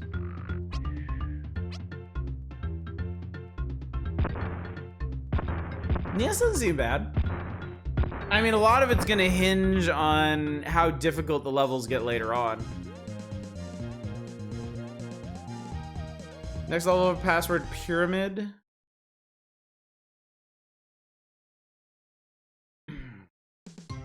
Pyramid. Rescue 6 out of 10, no foes.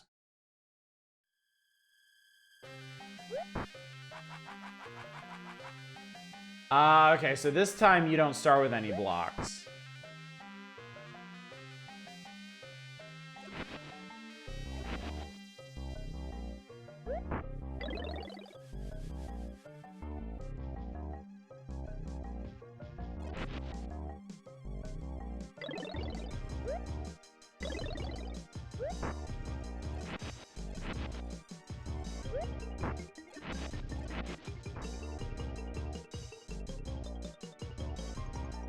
Oh, wow, I did that the wrong ass way, actually. That's fine. They'll figure it out eventually.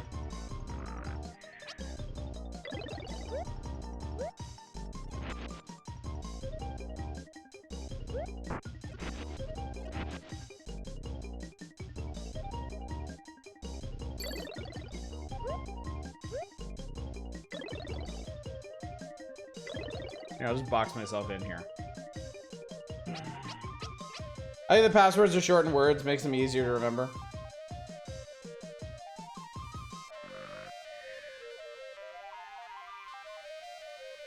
You say that, but I haven't actually seen a score. Oh, actually, that's a good point.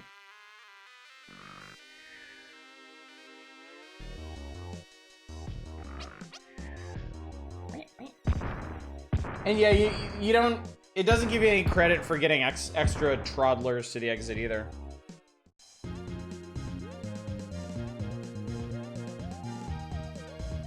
Next level password.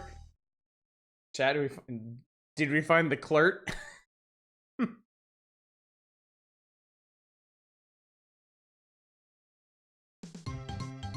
Clear out. Excuse me. You know what I know you read that password as? The same thing as the rest of us, I think.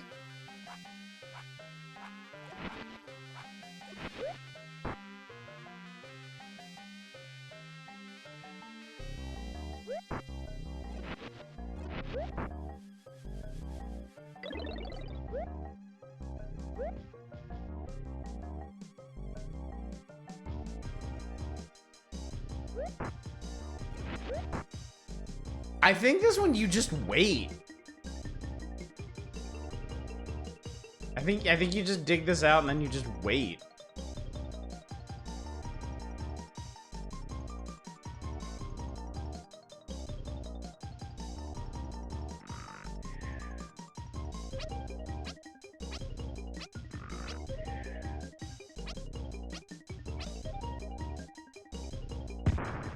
Yep. It's that simple. Sphinx. The next one is the Sphinx. No, it doesn't specify an exit. And if there's multiple exits, I guess any of them are legit. 4 out of 5, huh?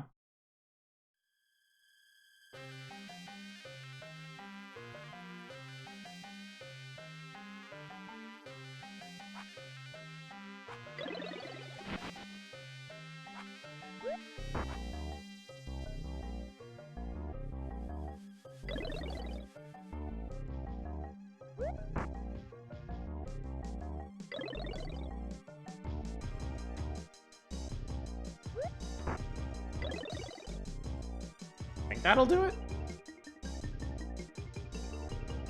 Solo mission, does that imply that co-op is a thing? Yeah, there was an option on the main menu. And there's 2 bars at the bottom. Oh, they gotta be right side up. Wait a minute, I'm pretty sure there was a level earlier on where they didn't have to be right side up to get out.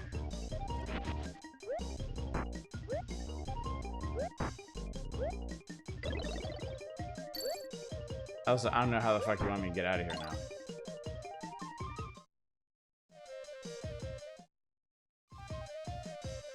I also don't know how you're supposed to reset a level if you fuck it up.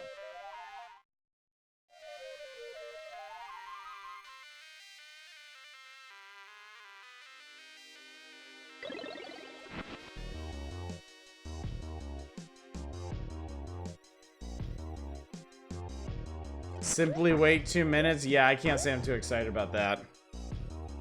So actually, I think this will just be the end of this particular adventure. But that's interesting. That is rather interesting. All right, I want to try and experiment with this, actually. See if this system's clever enough to do this.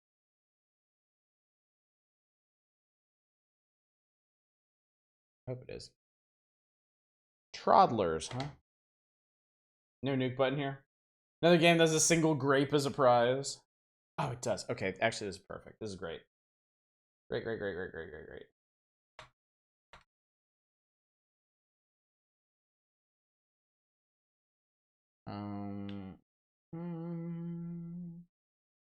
So it turns out you can have the Super NES mouse plugged into port 1 and the controller plugged into port 2, and you can still navigate all the menus in this particular emulator, which is really, really nice.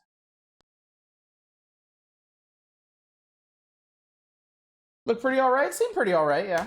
Seems like the kind of game, if you spend some time with it, you could actually like get into it.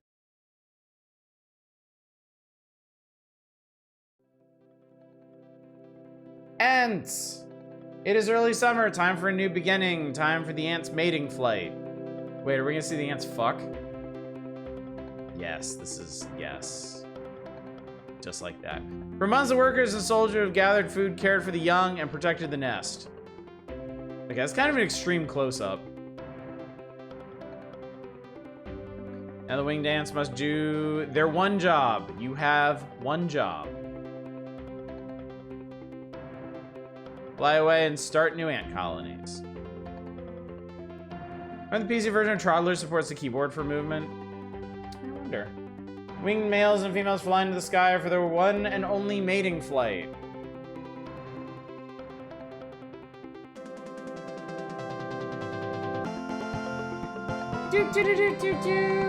Okay, whatever. Give me the full game. Get that ant to see. He's gonna get flying ants in your house all the time. Select, dig new nest. Dig new nest. Just do it. I don't care where it is. Just do it.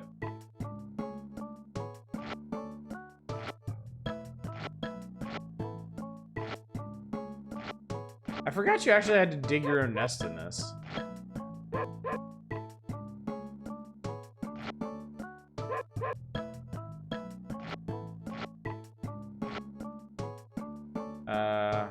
Lay eggs. Bloop. A yellow ant is born. Take control of it and lead the black ants to victory.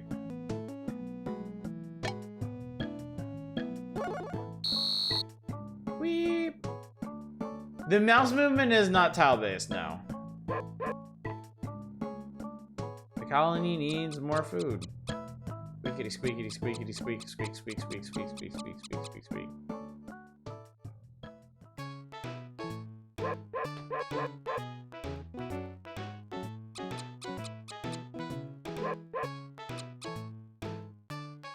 Ah, green pellets, that's right.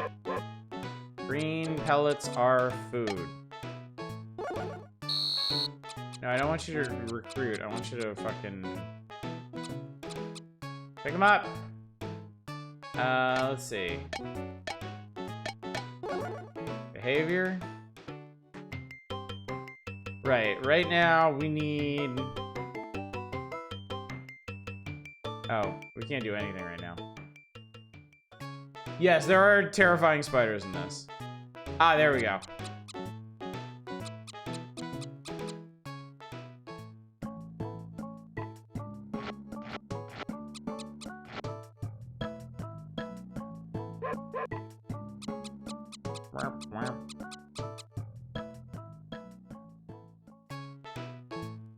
There we go. Now we're getting somewhere.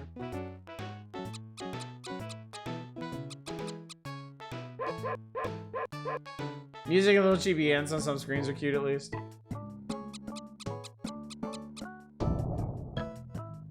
A human is coming. Hide. Yuck. Gross.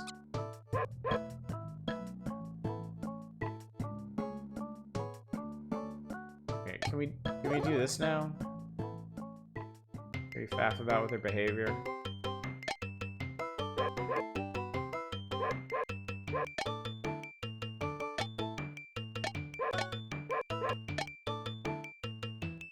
Okay, everybody's gonna be foraging now. That's great. Oh, manual is what I want. Yeah, there we go. Dig, dig, dig, dig, dig, dig, dig, dig, dig. Nurse, nurse, nurse, nurse, nurse, nurse, nurse, nurse, nurse. Forge, forge, forge, forge, forge. There we go. The animations are super cute. And then cast.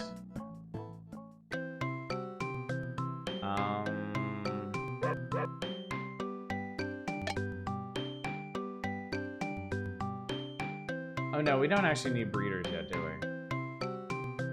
I think we basically just need workers. So the artist was moving on to Pokemon Dragon Quest. Nice. Okay, we seem to have some good work going on here.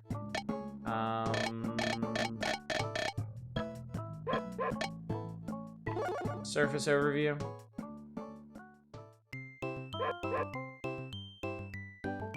Seems like there might be a giant spider outside. I'm not very excited about that.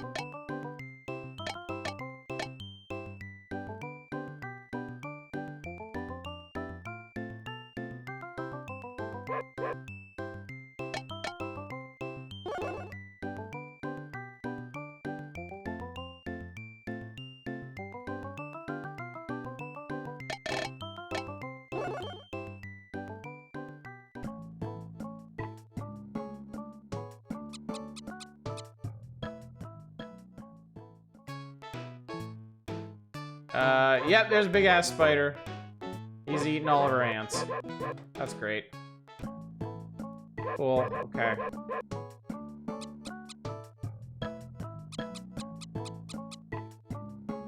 Yellow ant is hungry. Oh god. Fucking Jesus Christ. Yellow ant. No, I didn't mean to do that. No. Eat. Yellow ant was fed by its nestmate. Do you have to be fed by other ants? And then game of SimAnt being fun where you just ruin some poor human's life forever. So we actually did do a full playthrough of this game on PC a year or two ago. And we did manage to take over the house and evict the humans, and it was great. Like once you get your foundations down, like it really starts to snowball fast. And it's really just a matter of sending out ants to build more colonies. So.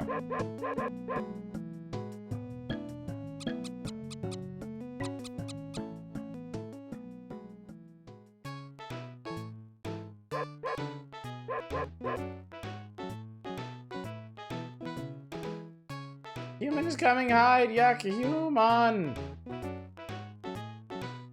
Okay, well, I don't really feel like cowering in the nest the whole time, so. I did want to check out one more thing, even though y'all didn't request it, because you can't request it. But I'm curious of something.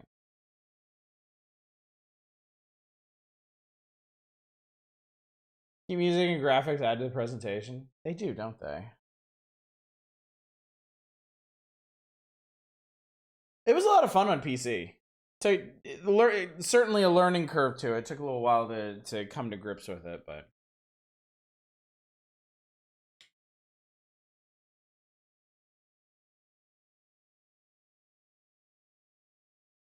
Let me see here. Nope.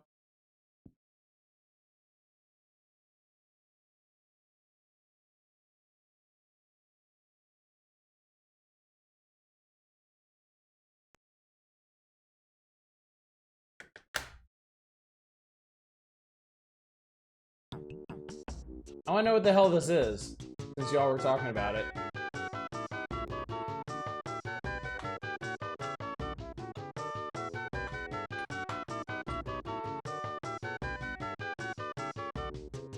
I'll tell you one thing it isn't on this main screen is musically inclined.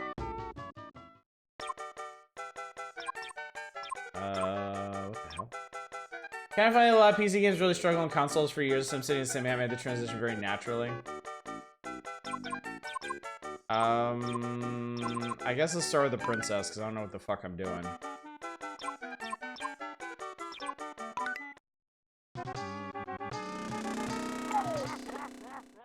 Wow, what a dick.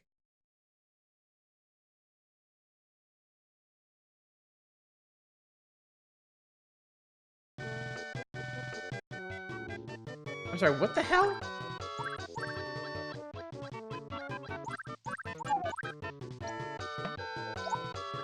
Oh, okay. So it's a puzzle platformer. We have to tell them what to do to get to the exit. Okay.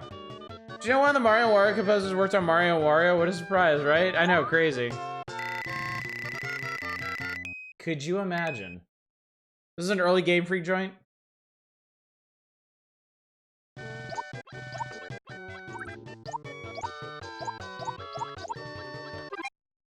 I mean, this is pretty straightforward so far.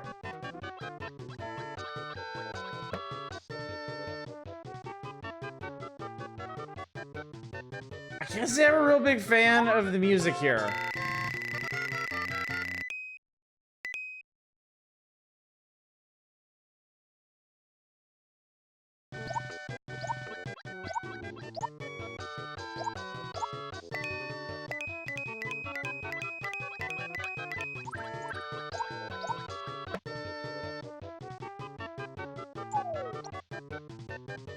Good news, the composer moving on doing music for one of the most profitable media franchises of all time!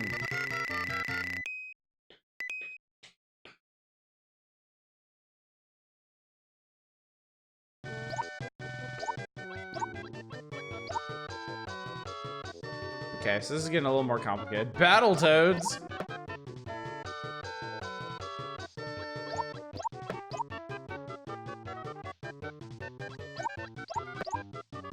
Yeah, this is real circus-ass music here.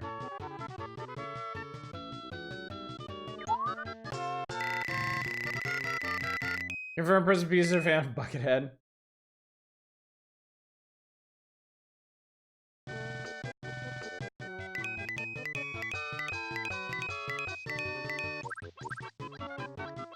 So I presume that these blocks... Oh, wow. Okay, they do not last long at all.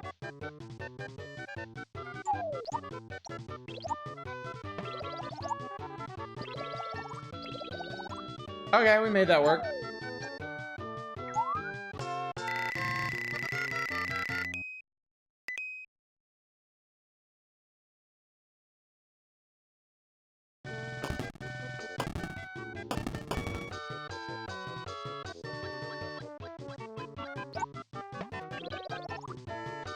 The margin on that's pretty narrow. I just keep getting buckets on her head. Like, Wario is real tenacious with his assholery. Title Mario Wario characters on screen. Peach, Luigi, a totally new fairy, I think.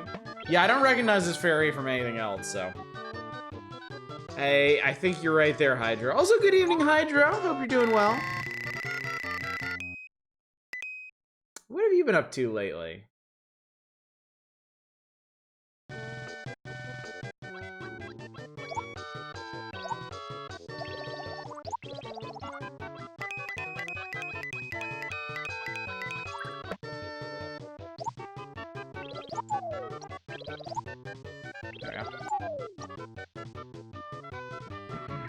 Fairly odd parents.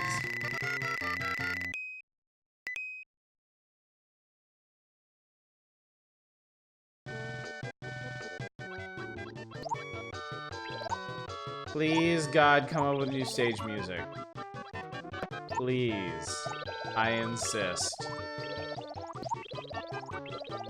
So is it the same conceit for any of the other characters? Is just like Wario dunks a bucket on their head, and as a magical fairy you have to help them get to Luigi so that somebody can actually take the bucket off their head?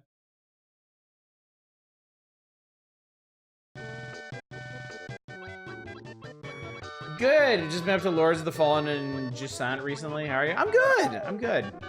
I actually started playing Morrowind last week, and that's been a lot of fun. Other than that, the usual power hours, playing mysterious and/or wretched games. Heard SimAnt was good. I have no idea what that is.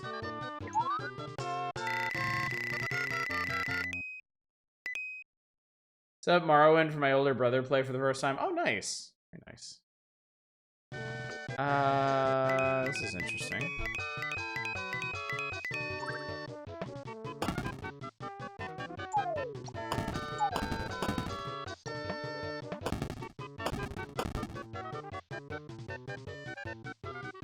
I'm a genius, I did it.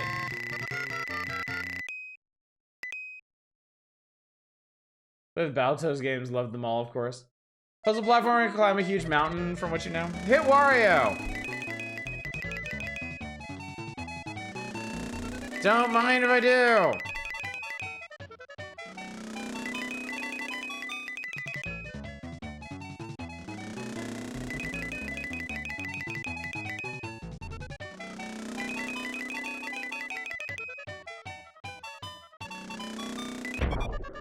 Oh, get owned, motherfucker!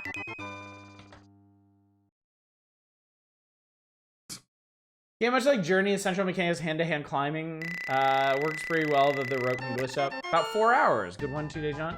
Sounds like fun. Sounds nice. Quite nice indeed. Oh, is this for like... Is this for like the next level? The next... Oh, okay. So I cleared level 1. Just out of curiosity, I want to see what the later levels look like. Oh, he puts different things on your head. Okay, that's nice. That's cool. Oh, okay. It's not just single screens anymore. Cool.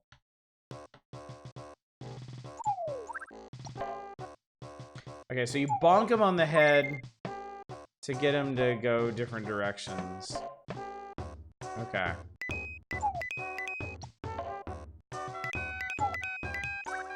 I see, and there's like 4 stars in each level where you can get like bonus stuff. Okay. Oh boy.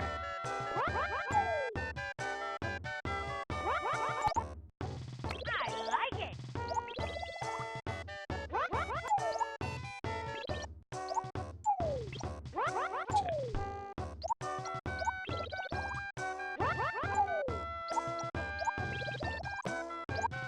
Whoa, whoa, whoa, there, champ.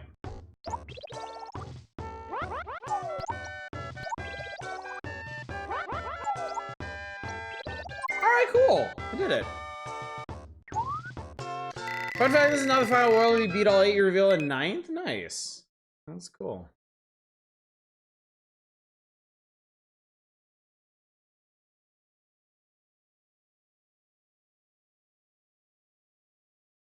Wait, how does that work?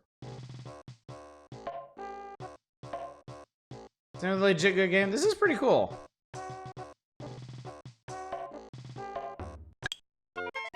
Oh no! I like We it. should come out here. I can understand that. Anyway, chat. We have Mario'd our Warios, or I guess we've princessed our Marios. Princessed our Warios? You know, fuck Mario. We don't need Mario for this shit. We got this covered. We're the princess, goddammit.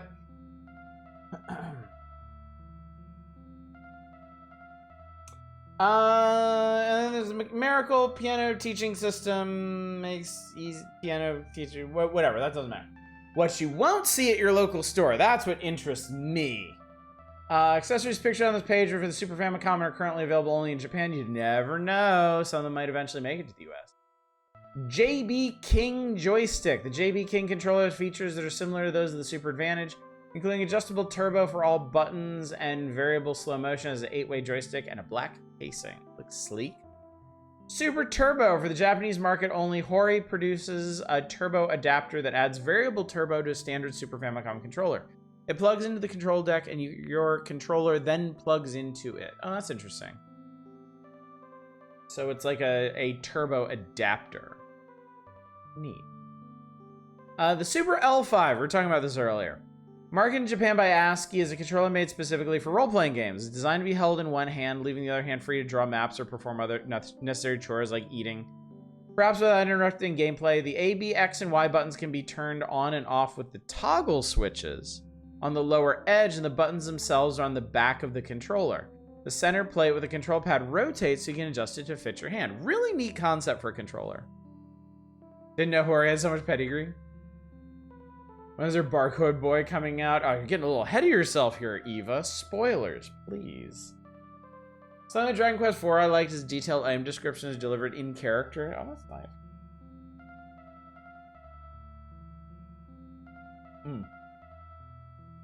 Turbo File. With the Turbo File and Turbo File adapter, both from ASCII, players can save data from as many as 4 games.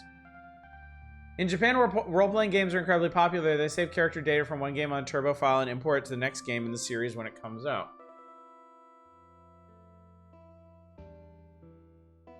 I might have to look into this one more because that sounds like bullshit to me. It sounds like this is some kind of like save state device.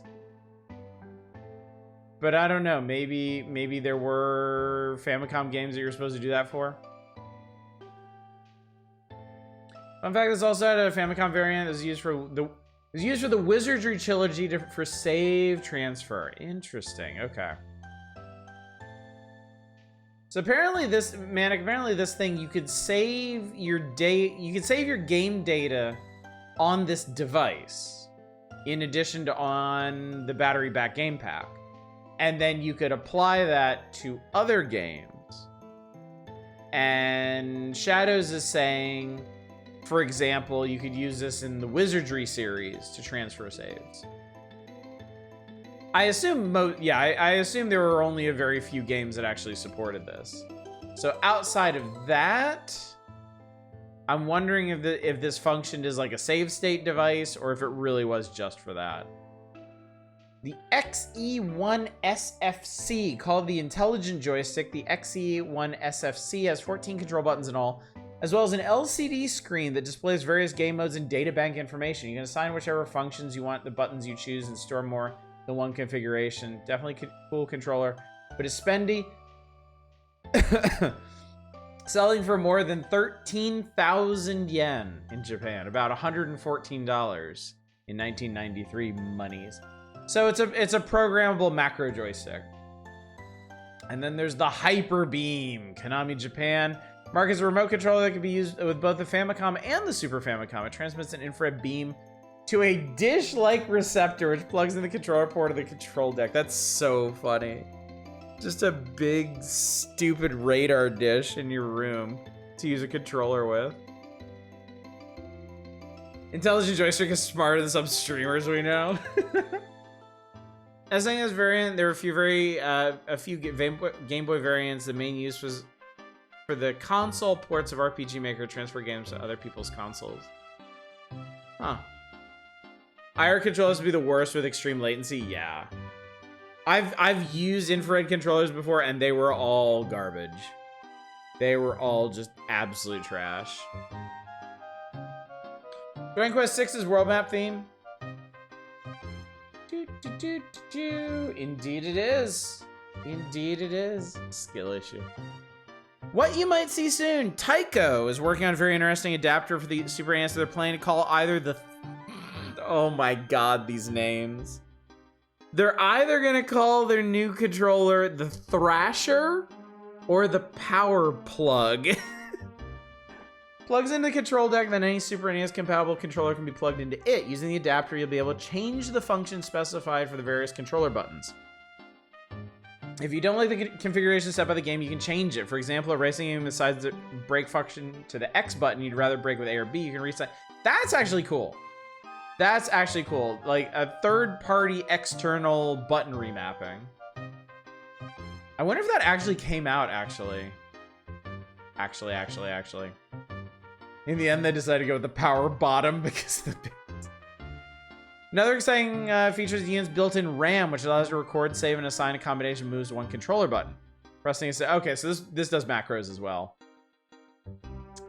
And that's not all. The adapter will have real turbo and slow motion. Most controllers create slow motion by quickly pausing and unpausing the game, which can result in choppy scene on the set.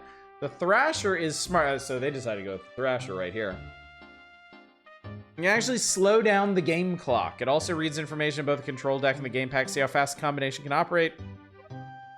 When you activate turbo in your controller, you get the top speed possible. I kind of suspect this never happened. I am going to do a quick Google for the Tyco Thrasher.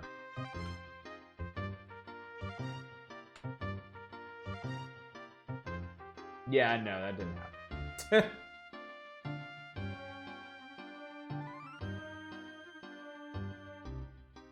I mean, maybe they called it the power plug.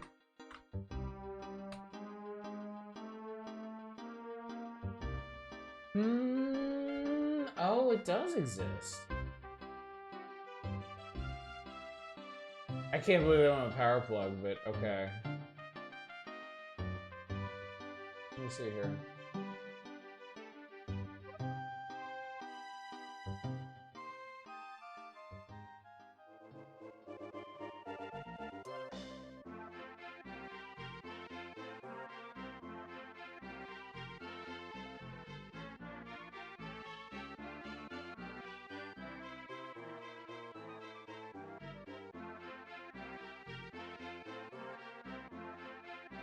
Seems like maybe it only did the macro and button reassigning.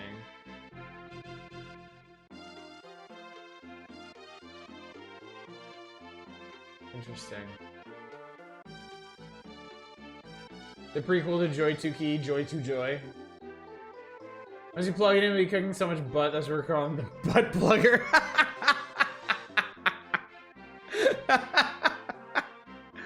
Oh my god. You missed your calling in marketing, Eva. Amazing. All right. Well, I've had enough control. Wow, we're at the Power Player Challenge already. What games they feature this time? We got Super Mario Kart. Best times you can get on Donut Plains, Ghost Valley, and Bowser Castle. Word Tris. How high of a score can you get in the one-player game? And Sim Earth. How many years does it take you to reach the nanotech age on a random planet when you play normal? Game Boy, they got Revenge of the Gator, Gradius Interstellar Assault, and the Ren and Stimpy Show. And then on NES, Yoshi's Cookie, Bomberman, and Solstice. What is the highest % of rooms you can find? They didn't even bother to list, like... So they always list some, like, some example times or records or something. They didn't even bother with the Solstice one. Ren and Stimpy, how long can you stand to play this trash? Reminds me of Super Princess Peach, where Peach uses as her weapon a staff named the Vibe Scepter. At the end, when you beat it, the game talks about maybe your parents have a Vibe Scepter hidden. They knew exactly what they were doing with that, didn't they? Damn.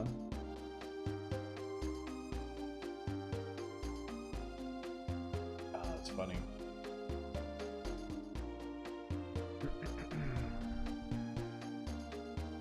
They need to request Ren and Stimpy again? Is that what I heard someone say? I'm sure we'll definitely get something new out of it if we play it this time. Of that, I have no doubt. Oh, actually... How did they do this? Because it looks like these Power Player rankings are for last month's challenge. But then they do have Bomberman 2. Like a high score listed there, so... Oh, and they do have times listed for Super Mario. I wonder how they collected these times. Direct quote from the ending text, maybe, just maybe, the Vibe Scepter is hidden away in your house. God. Alright, what's next? What else do we have? Classified information. We've got Spider-Man and the X-Men. You can get some extra heroes in this. You can do a scenario select in Sim Earth. Oh, so normally you have to do the scenarios in order, but this lets you pick them in whatever order you want. Star Fox. Oh, this is just telling you how to get to the out of this dimension area. And then best of the best Kumite Warp. Okay. Your mom's been laughing happily a lot lately. Maybe just maybe the Vibe Scepter's heading away in your house somewhere. Someone absolutely fucking knew. It's the funniest thing. That is pretty funny.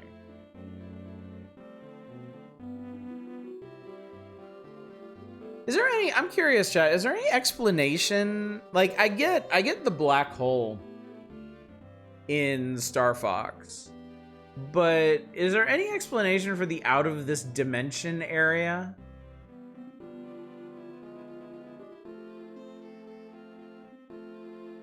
Like, is there any reason there's this, like, completely bizarre, nonsensical level that you get stuck in that has, like, a secret ending attached to a giant slot machine? Just a cool secret. Games should have more of those. I'm not saying they don't. I always wonder if there's a story behind these things. Believe it or not, out of this dimension gave you anxiety. I mean, it's so weird. That's understandable. Drugs.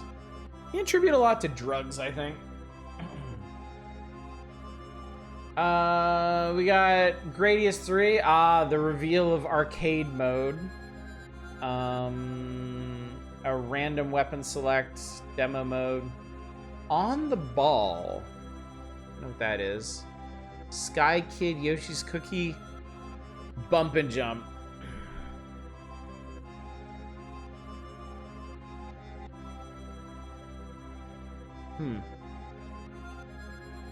Pretty sure that's Camel what? Code for Sonic Jam's 3D hub is so close to Sonic 3D Blast Special Stage on Saturday you move 3D miles from one to the other and works. Huh. Look at that. Mention of an in-universe scientist getting stuck out of this dimension, disappearing the comic somewhere apparently. Oh, okay. Camel tree? I don't know what the fuck you're talking about. And I'm afraid to speculate, honestly.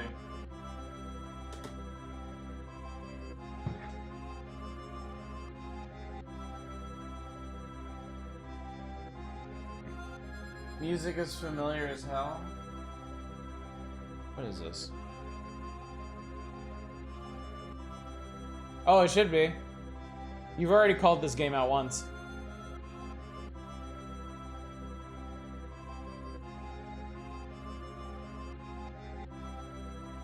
You say that about every song? Alright, so we're doing On the Ball, are we? Yeah, this is from Doom. This is from the secret ending where your rabbit doesn't get fucked up.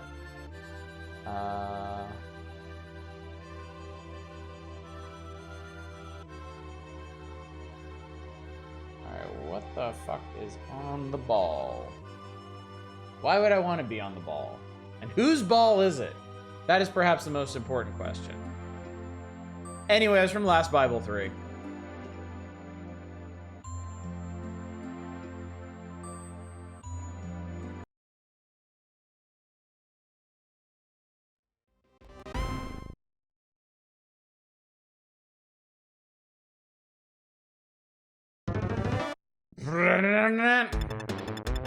Holy Jesus Christ. Okay, this is kind of intense. 10 seconds to pick your course. Pick it, idiot. Explanation of gameplay number 1. By turning the maze round, the ball rolls a bit. By turning the maze round, roll the ball to the goal. Come now, do your best.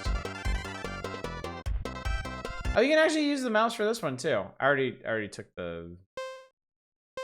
I already put the mouse away, but... Oh, Jesus. Sweet God almighty. Okay. So this is known as Camel Tree? Why is it known as Camel Tree? How are camels wrapped up in this? Have we played this before? I don't think we have. Attention, the game ends when time reaches 0 and a round is cleared. The time remaining will be added to the next round. Clear each round as quickly as possible. Okay. You're trying your camel? Don't ask me. You brought it up. It's your fault.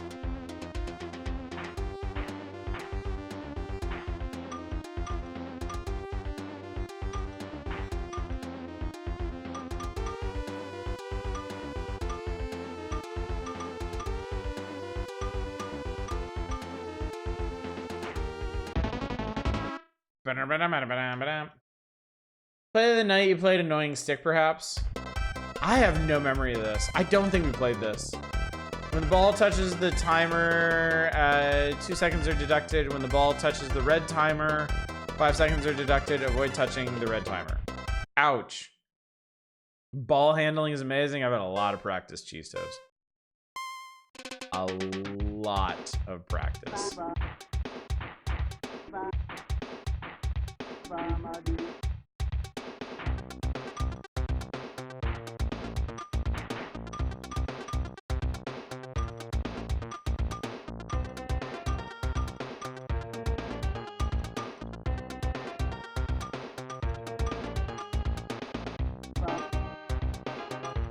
Boom! Look at that. Flawless victory. Pocket pool of games. Music is like a 90s TV commercial. Bricks are destroyed when the ball is forced into them. 1 brick is worth 1,000 points. The ball speed is slow. Bricks cannot be destroyed. Ball speed must be high. High velocity ball.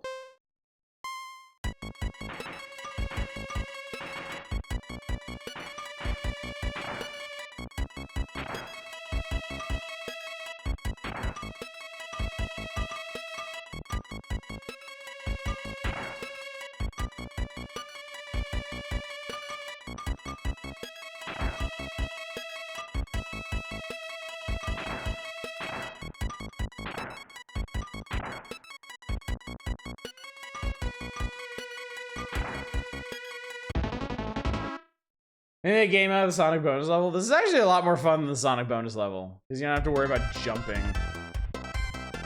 Not sure this would be better or worse with motion controls. When the button is pressed, the ball oh no, dude! I just said it was better without this. Fuck my life.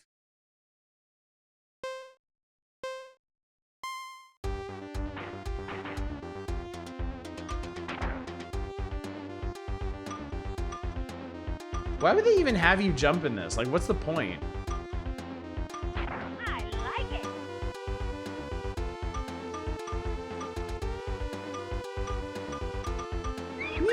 Ouch! I got an ouchie. Hello. Yeah, why would you jump?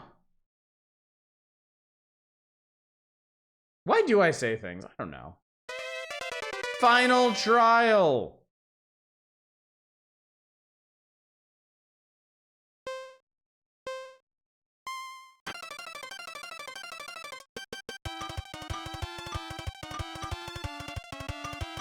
Now this is music, Chad. This is what I've been waiting my whole life for, clearly.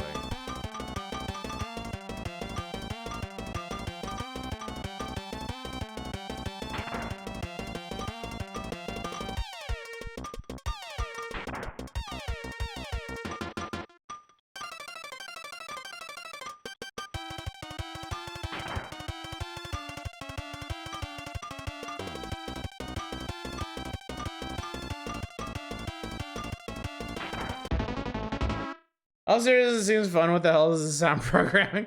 I actually really enjoy this. I'm actually enjoying this quite a bit. Congratulations!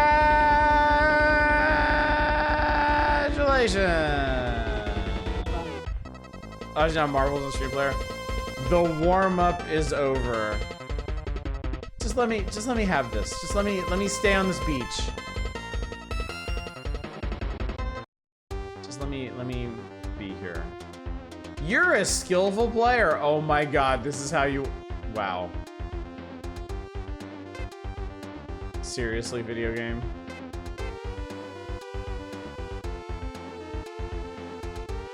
I'm amazing. Wow, I fucking killed the score. Love the dramatic image of Marvel chilling on the beach. I do too.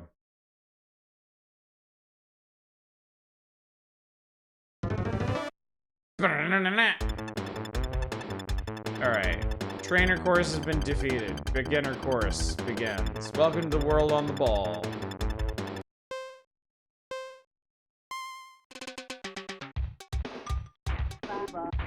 Ba-bum.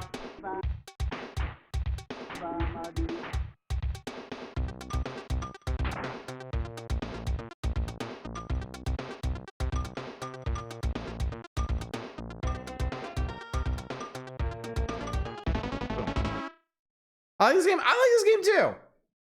This appeals to me quite a bit. Yes, this has 2-player. It's probably not like split screen or anything crazy. I don't think the NES could handle rotating 2 worlds at a time. It's probably just taking turns,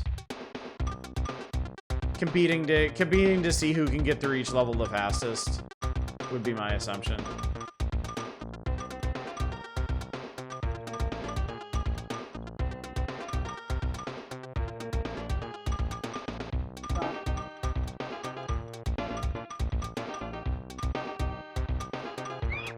Ouch!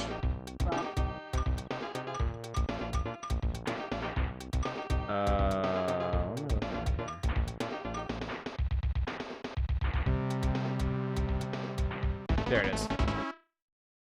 Now expecting some legit hidden gems on Battletoads tonight.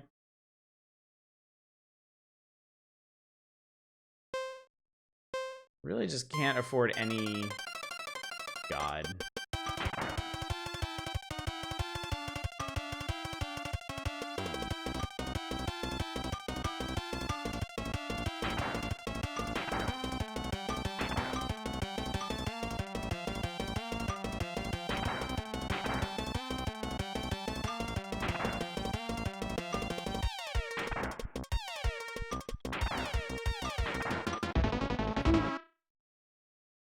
I think games are supposed to be competitive. When once a kid, me and my brother were just supportive of each other getting through stages, and we're like, you can do that shit, go for it. Yeah, you were playing it wrong. There's a big chungus fish in the background. I'm not sure why.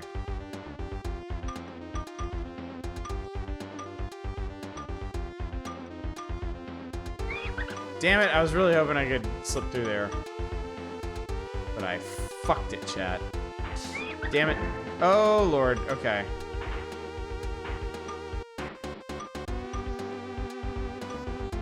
Shit, fuck that. No, no, no, no, no, no, no, no, no, no. Okay, there we go. That's what I needed. Ah, question mark. Yee! This level is called Menthol Moon. Game needs more music tracks, yeah. There is a speedrunning community around everything, and this game seems like a prime candidate for speedrunning.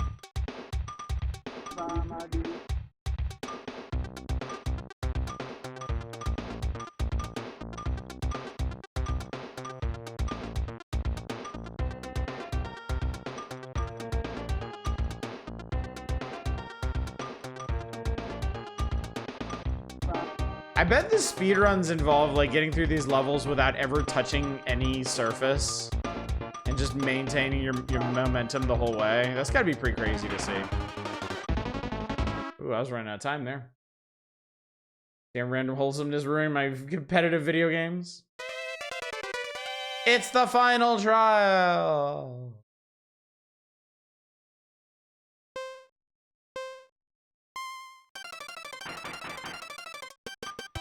I guess they just always use this music for the final trial.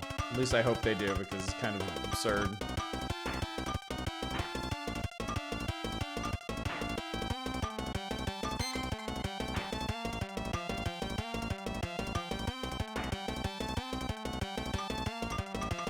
Wrong way, ball!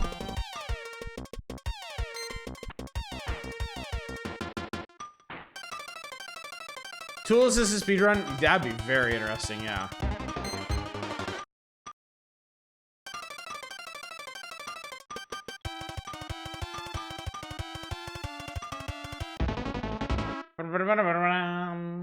The one-up keeps the flashing rhythm between stages. I know for some similar games, their speedrun can be used as an anti-cheat.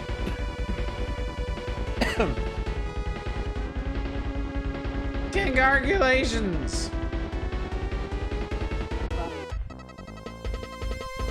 Yet to be seen, try it.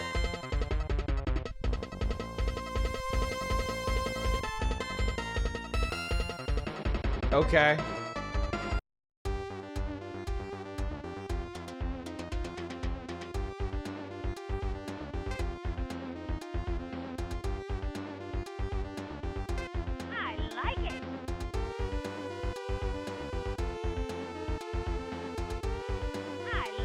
Cutscenes are pretty amazing, yeah. I am today's most skillful player, chat. It's true. It's true.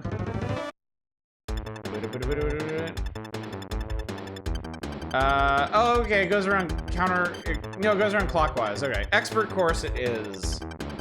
Yet to be seen, try it.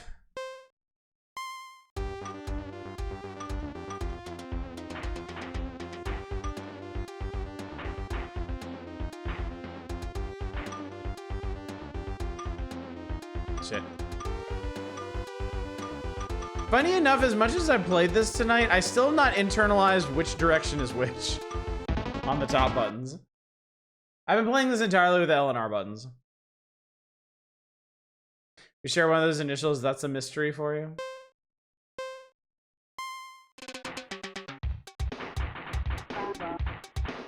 Bam bam.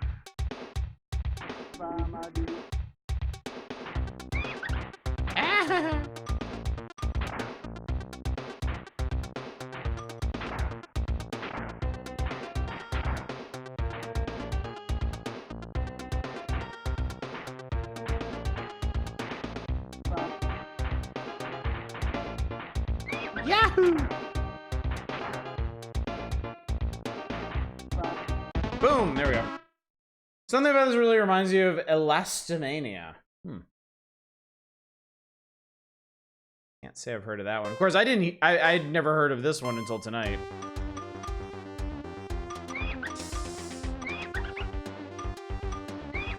Oh man, they put these in all like the shittiest places.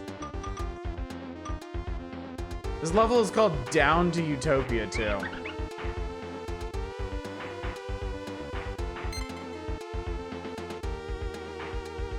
Oh shit, Jesus.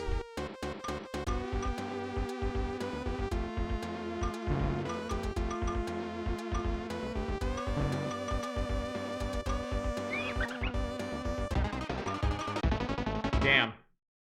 I like how the game laughs after you hit one. It's Marble Madness, but fun. Actually, that's a really good way to put it. Yeah, it's Marble Madness, but fun. Heart of Diamond.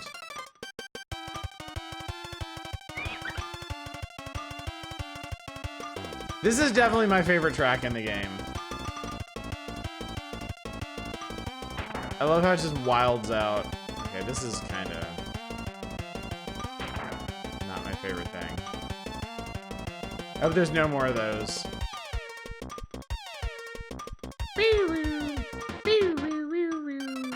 Oh no!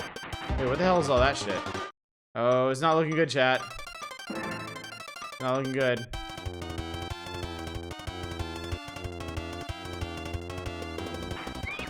I really can't afford to touch those. Oh, I'm not gonna make it. Oh no, chat! Ah! Someone give me Snake Rattle and Roll, but Icefoot doesn't suck. Number match. Your number is 80. Press the button. This is like the old pinball machine continues. Unfortunate. Your ball exploded. Oh, hello. Hi. Continue.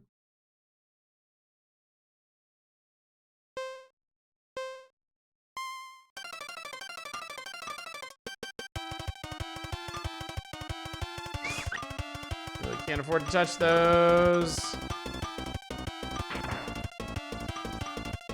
No, no, no, no, no, don't go all the way back there, Jesus Christ. What the fuck? Oh, shit.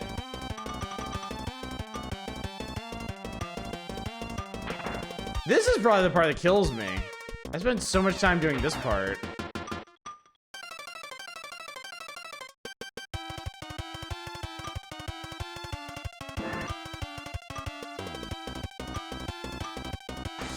And then I fuck up that part again, and then I gotta get in here, and then I gotta get through here without really fucking this up. Too bad. Ow! Yeah, I know. Shut up, shut up. Oh god, the exit was like right here. Come on, come on, come on, come on. Oh god. Jesus, that's terrible. English in this is also sending me.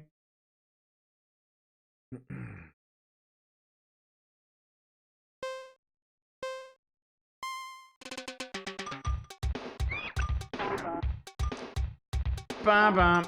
This stage is called Moulin Rouge. Maybe because everything is red. Oh fuck. Oh Jesus. Oh shit. Oh god. Alright.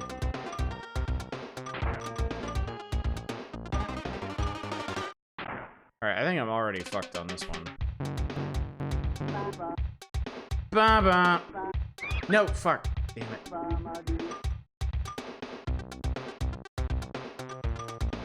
Oh yeah, no, I'm screwed. Was there something epic Mega Games would have made? My number 60, chat. No whammies, no whammies, no whammies. Unfortunate. Shaboom. I get 2 more continues though. Maybe I can just face smash my way through these last couple levels. There's 7 levels per area. Except the special one. That one's like significantly longer. Fuck.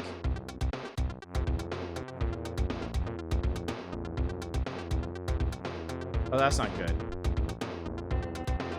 Oh, okay. So here's where jumping helps.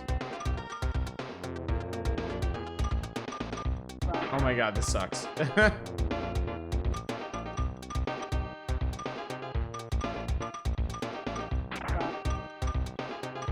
Okay, I just wasted entirely too much time there.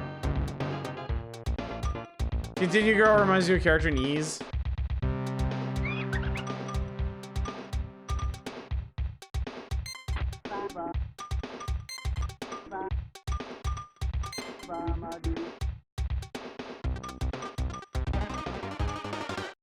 I know. I'm barely making it. Bam, bam. Get the fuck in there! Get the fuck in there! Get in there! Get in there! Oh my god, barely. Of course, I'm gonna have like no time left for the next one. Lucky chance! I got plus 10 seconds. Oh, that's cool. If you end with like too little time, they give you like a chance at a bonus.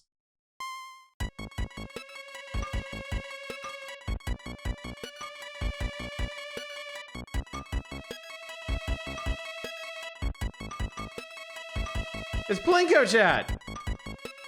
Fuck. No. No, wrong way. Shit. Whew. Yeah, I know. Oh, no. Fucking bouncy. This stage is called Ancient Battleship? Where the fuck are they coming up with these names? Oh my god. Are you serious? No! No, that was the exit! That was the exit, damn it! Unfortunate. Alright, that was my last continue. The Torment Nexus got me. So we'll at least be able to see the final level in Expert, but I'm pretty sure I'm not gonna be able to finish it like this.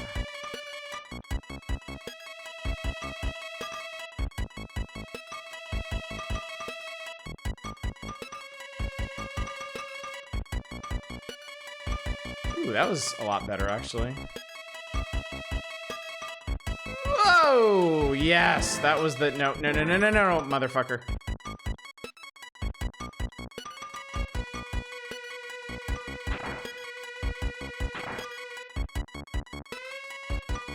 Okay, I did that pretty well. I've actually got a shot here.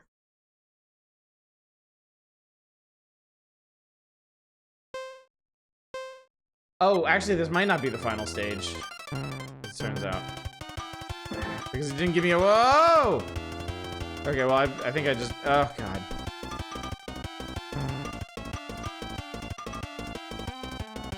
I may have just already blown whatever chance I had.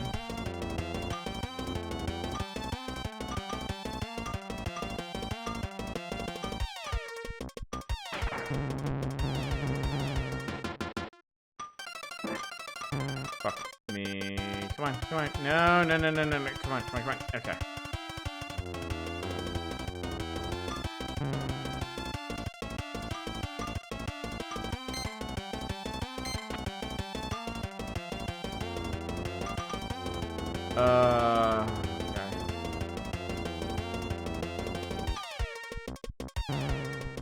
I actually did it! Holy shit! Impressed how well these levels flow? It's neat, isn't it? Alright, this is the final trial.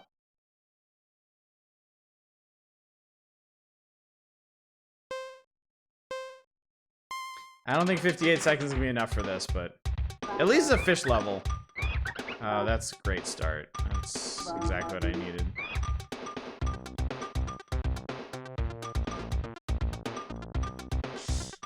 Ugh.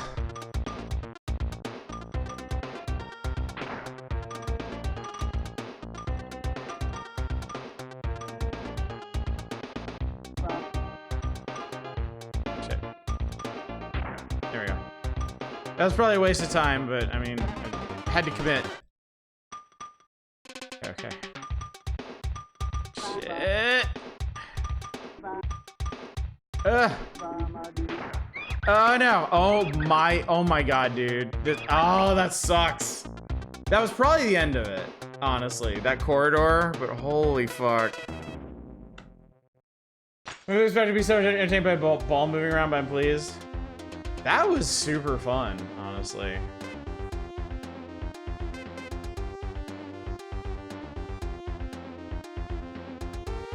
I'm still today's most skillful player, even if I didn't finish it. Game over! In, like, Soviet Russia font. That was pretty neat, chat. That was pretty cool. I like that. All right, anyway, I have another, what's this other request on here? Ah, yes, bump. We bump, we jump. I did not see the camel, no. I was so enraptured by what was going on.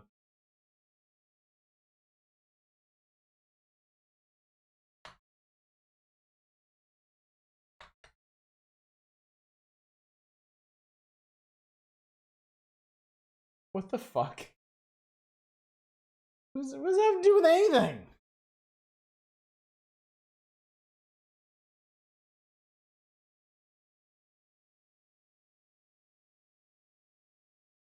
Bump and jump. We bump, we jump. Oh god, my eyes. Good old Vic Tokai. Player start.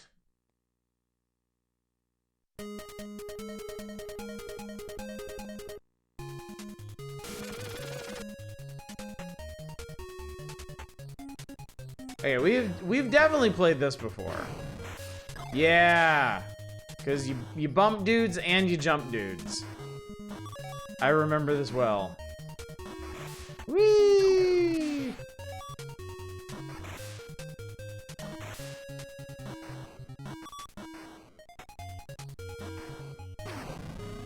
Whee! Reminds me of Spy Hunter as well as should. It does have a very Spy Hunter-y look to it. Just, you know, no guns, just the bumping. The bumping and the, ow, why is there a bush in the middle of the road? Seems unwise.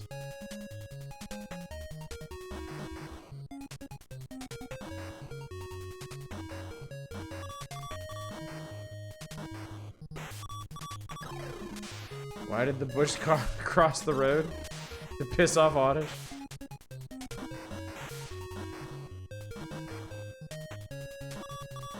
Why does anyone do anything? Probably to piss me off. Under repair. So I touched a spark plug. My front sus is okay. My tail lamp is okay. My gear is okay. Steering wheel okay. Rear bump okay. Shock absorber okay. High Zara okay. Engine good. All repair finished. Be gone. You gotta watch that front sus, chat.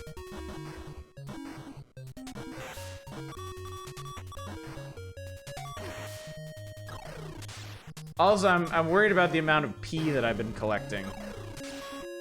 Oh, I won. I did it. High Zara means that they checked my ashtray. Great, you crashed 14 cars. Great. That's great. P is why your front is sus.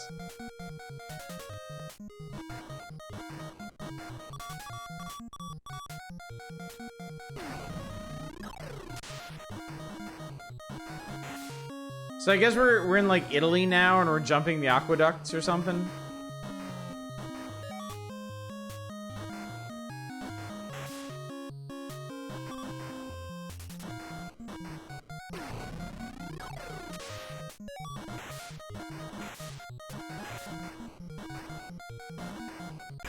Oh god. This feels like the precursor to Burnout.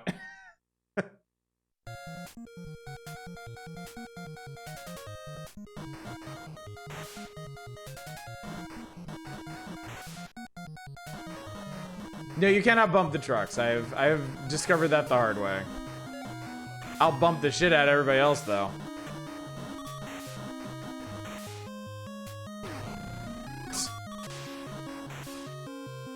No, my pee!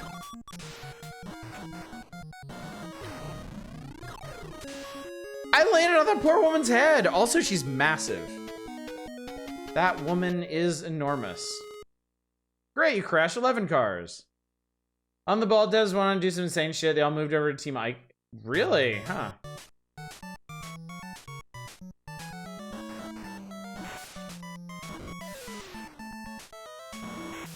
Ah, the truck got me. The truck got me, chat. And I am no more. I have ceased to be. Alright, we've bumped, we've jumped. I'm okay with this.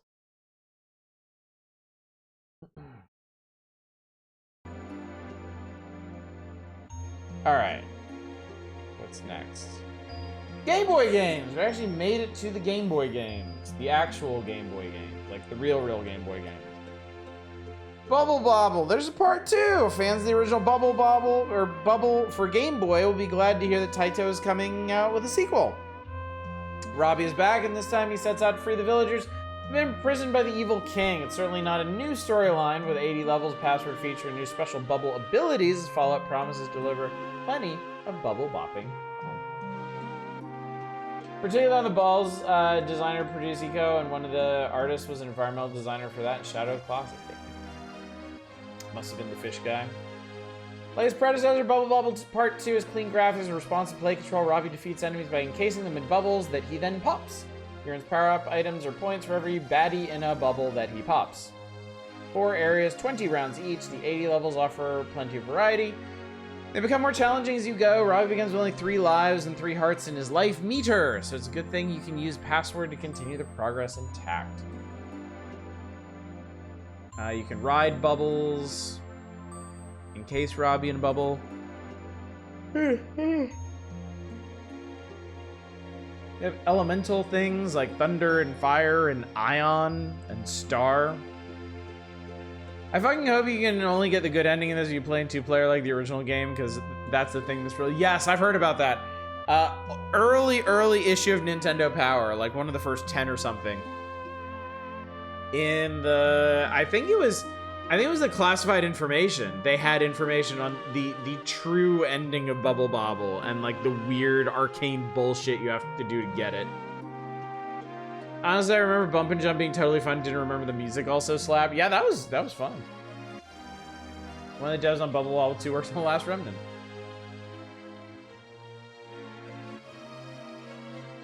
Music from an old Squaresoft game. Sounds like this is definitely not Final Fantasy VI. This is Dual Orb 2. From a company called IMAX? Like, not the movie company, but... Alright, anyway. Let's bubble our bobbles.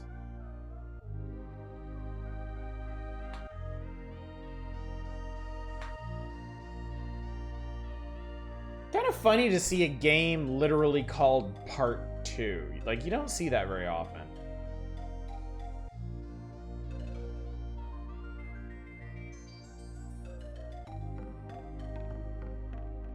Bubble Bobble. Is Bubble Bobble Part 2, and Bubble Bobble Jr. Interesting.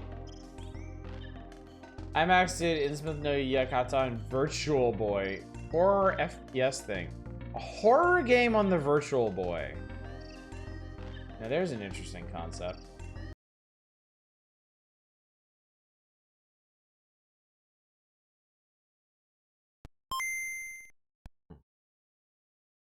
Taito.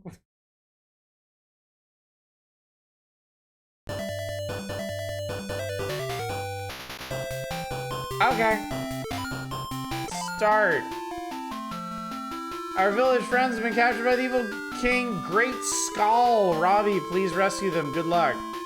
Skull, like the chewing tobacco. Can a decent game on the day before, so you emulate Virtual Boy might be worth a shot. Fair enough.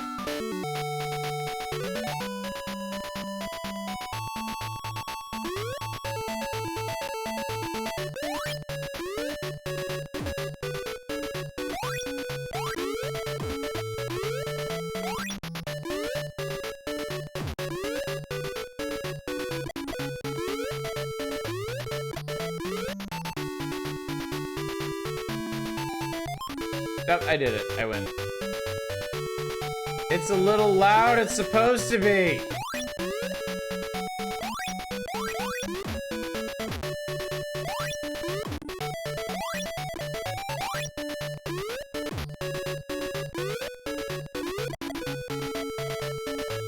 You know, it's funny, in terms of sound levels, this is actually no different from the last Game Boy game we played.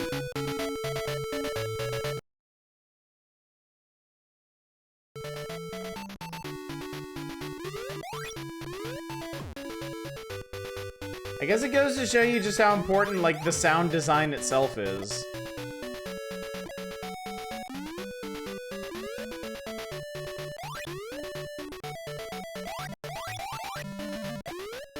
I can actually charge this shit up. Interesting, okay.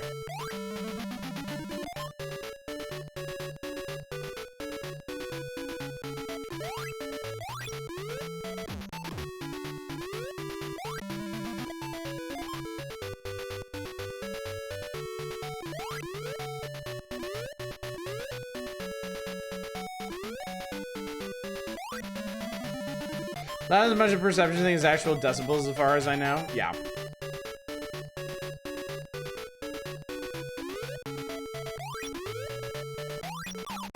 Yeah, you gotta understand, like, it's like for streaming, when we play something, y'all are like, oh my god, ow my ears. Like, there's a pretty good chance that I'm looking at this in OBS and the levels are all in the green. Like, sound levels are extremely subjective just in and of themselves, but it also depends on the device that you're watching my streams on, too.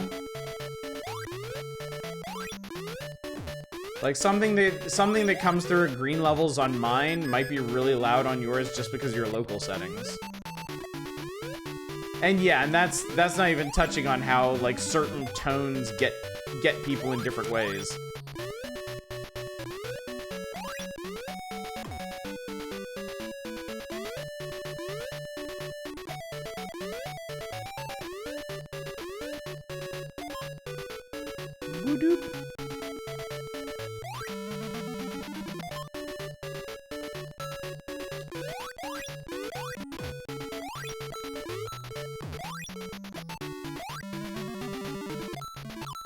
Ow! I got shot in the dome. No, I didn't want to jump into that fucker. God damn it.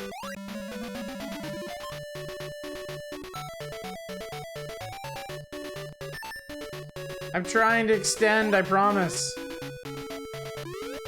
Jumping is a little weird in this. Like, you actually have momentum when you jump, and you have to fight against it. Don't see that Great Greed get played, the music in that is too shrill and piercing.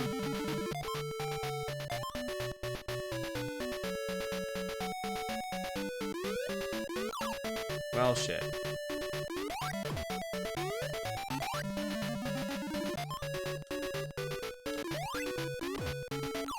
Ow! Yeah, that- oh my god, Jesus Christ, that guy set me on fucking fire.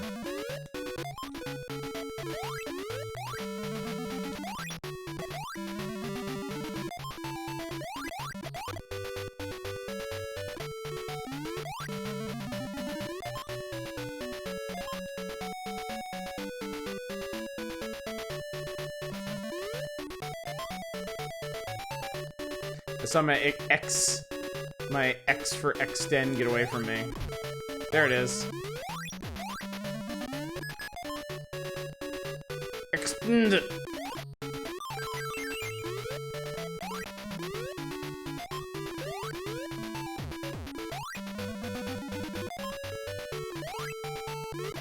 Chicken.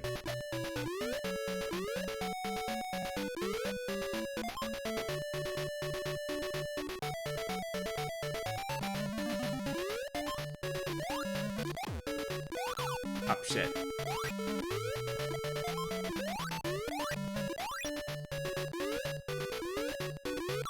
Damn it! Oh no! I got gamed over to chat. Such as it is. Alright, anyway. I put my sound levels back to where they're supposed to be. There we go. An interview of the Saga career is interesting. Apparently, the transformation mechanic was inspired by Hack, Oh yeah, I saw you post that on Discord. Makes sense. Does actually make sense, that. What this shit?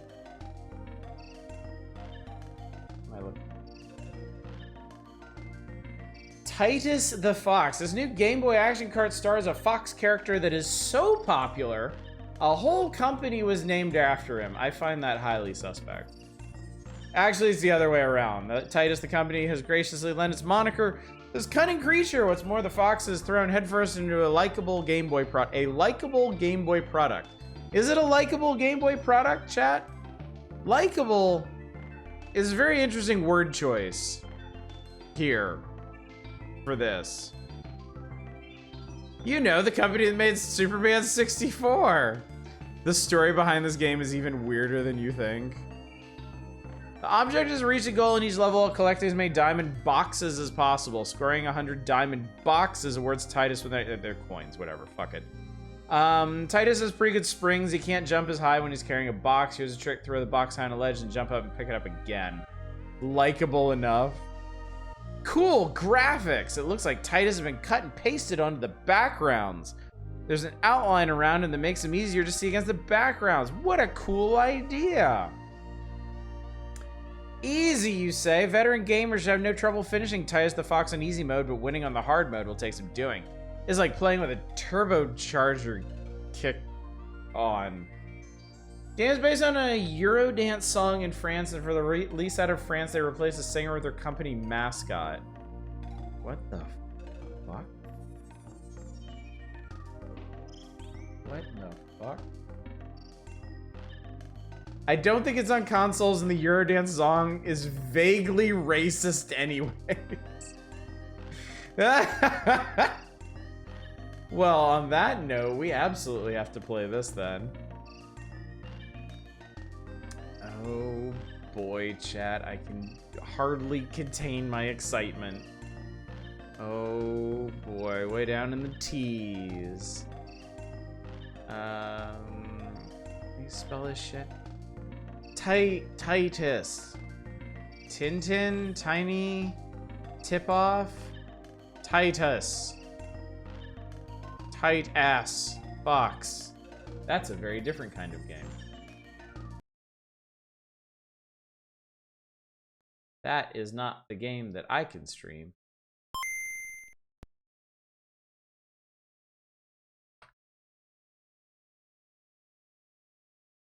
But I can pretend I am.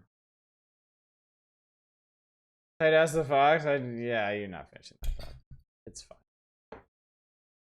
Titus presents Titus, and Titus is Titus the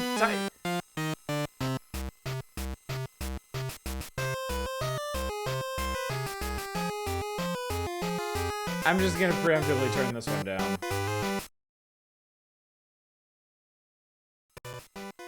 God, sorry, I didn't mean to do that. So this one's actually subtitled To Marrakech and Back. Easy, thanks. In the animal world, this is known as presenting. Oh, thank God my earbuds just died. Wait, no, only one of them. Oh God, that makes it even worse.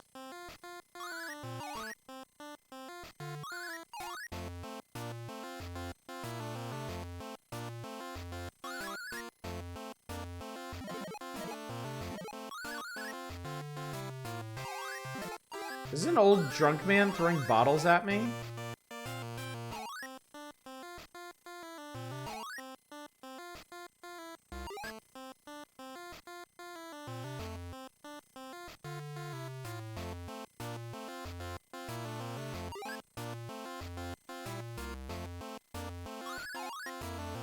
The fuck do you want from me, game?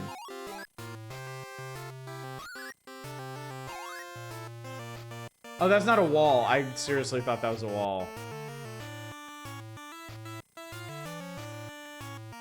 This is just Chip and Dale, but shit. No, I have not played anything that plays quite like this. This is ass. This is truly repugnant. Drunks flicking shit at you. It's a new Euro game, all right.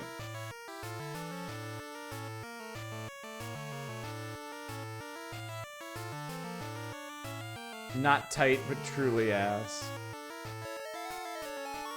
Oh my god.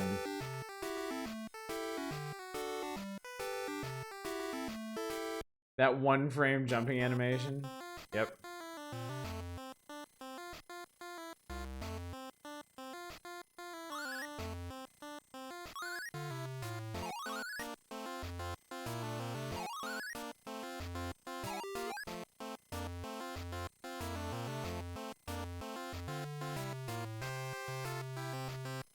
Chad, I'm gonna be honest with you. I'm not impressed.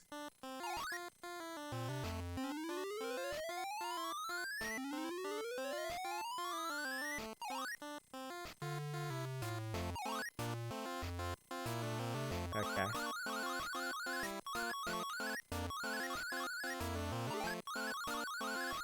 Is Fox Bubsy? It's Fubsy.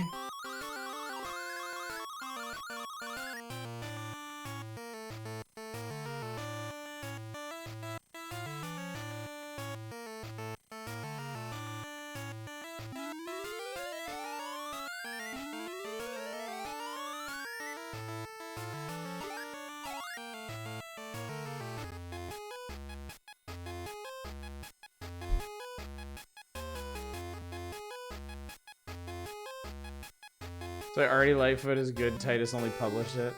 Level 1, part 2! Well done, it says, but I don't feel good.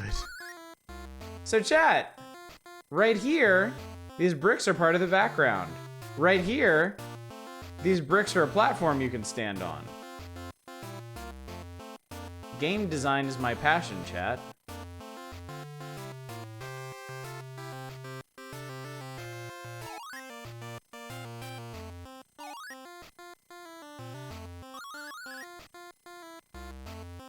Also, the hit detection on this motherfucker is awful. Like, I'm sure you've noticed me passing through a bunch of those diamond boxes and not picking them up. It's because the actual, like, hit detection for this dude is like a dot in the middle of this giant, expansive sprite. Every day you play a mascot platformer like this, I feel more and more proud of liking Sonic, because at worst, it's not this.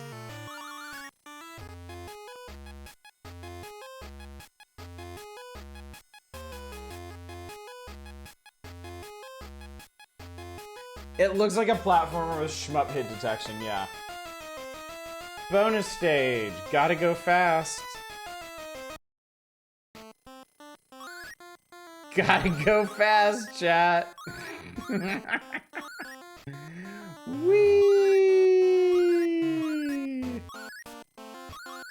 Whee! Oh, the arrow says this way. Let's go this way. Stick a fork in him because Titus is well done.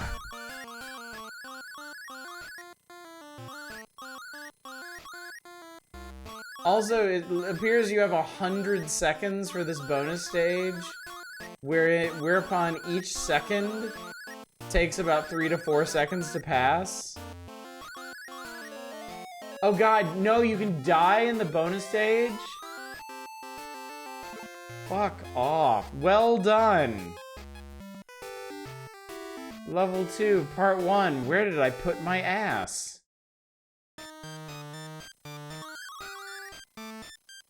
That's a spooky skeleton. Ow, I landed taint first on a spike.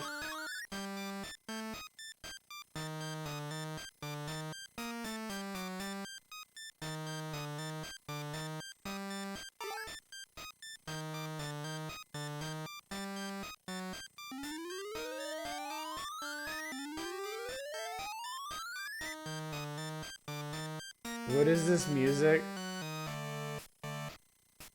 I don't know, man. Maybe the Game Boy was harder to program music for than we give people credit. Like, maybe it's just a thoroughly cursed system.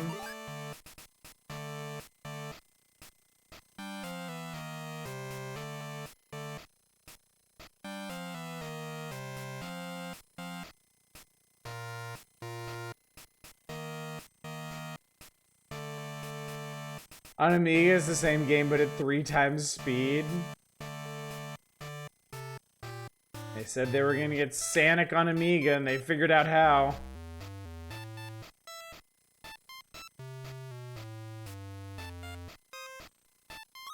Alright, well that sequence sucked ass.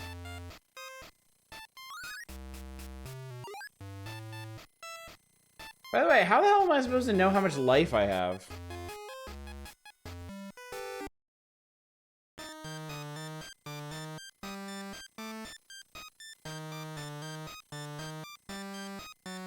You really do have some shmup-style hitboxes in this.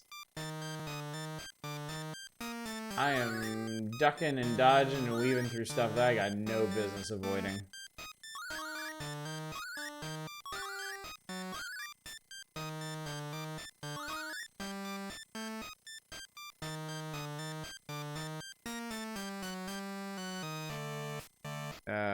Do I gotta go all the way back or something? Okay, had enough. Had enough. Very, very done. Extremely done. No more. Do not want. And... Alright, that, as they say, is that. Oh, wow, chat. I am losing my will to live. I should find this new favorite. Take and run to the garbage dump, maybe. I'll show you how fast the Amiga version runs.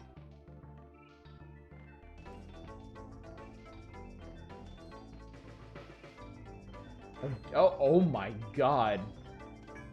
Those fucking drunks are like firing bottles off like a railgun. Yeah, it looks even worse, somehow. Oh god, no. You know what? Not tonight. Not tonight. We'll come back to this tomorrow, or next week. I'm good. I'm good. This seems like a perfect place to stop. With some dude getting his face just kicked all the fuck the way off. Bulk, brother of Bulge. Ugh. You know, I kick people in the head tonight? No, I want to start my next stream with this. I think it'll be a lot more fun. What's... Hang on. I want to take a peek, see. What's after this? Counselor's... That better not be what I thought it was. I think that was what I think it was. And it better not be. It was? Fuck my life. God damn it.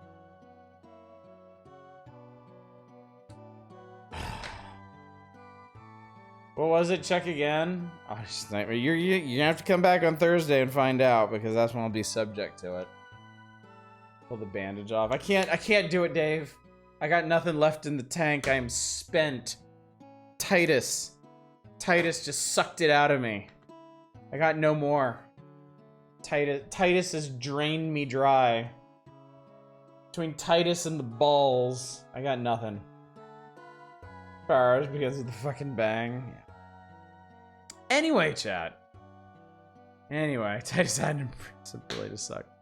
Alright, so schedule next week. No stream tomorrow night. It's Sunday. I don't stream on Sunday. You know that. I don't have to remind you that. Monday's Morrowind. We're back on Morrowind. We are currently exploring the vast city of Vivek. As soon as we're done talking to the people that we need to talk to, we'll head back to Balmora and get going back on the main plot and see where that takes us. God damn it, Dave. Ruining the magic. I'm not gonna stream on days other than Sunday after Titus. Amiga games really were just built different, weren't they? So, yeah. Morrowind, Monday, Tuesday, and Wednesday. We'll be back right here with Raging Fighter and the godforsaken garbage that comes after this on Thursday. Next Friday, I don't know. Probably a wheel. I think next Friday is gonna be good wheel time. Now, whether probably also a weird old wheel, so you won't have to submit anything for it, but we'll see. We'll see. I will allow it to remain up to my whims as to what exactly we do. So But yeah. I need a day of rest, chat. Sunday is my day of rest from all the things that transpire during the power hours. So, let me go find somebody to raid. Let me send you off to somebody else. Wow, look at all these people up tonight. Look at all of them. Look at all of them. God, I'm gonna send you over to Bassy. Bassy is playing the Super Mario RPG remake. And I know that's gonna interest some of you. Good stream, highly debatable. No, this was a good stream. This was some quintessential power hoursing, of course. Like, you know, we are here to explore the long and storied history of the old Nintendo consoles that many of us grew up with. There's gonna be good nights. There's gonna be bad nights too, but it all comes with the territory, and ultimately it's all a positive experience. It's good to experience things, even if they cause you pain. Builds character. Builds something. Humors. Phlegm. Builds something. I don't know. Anyway, chat.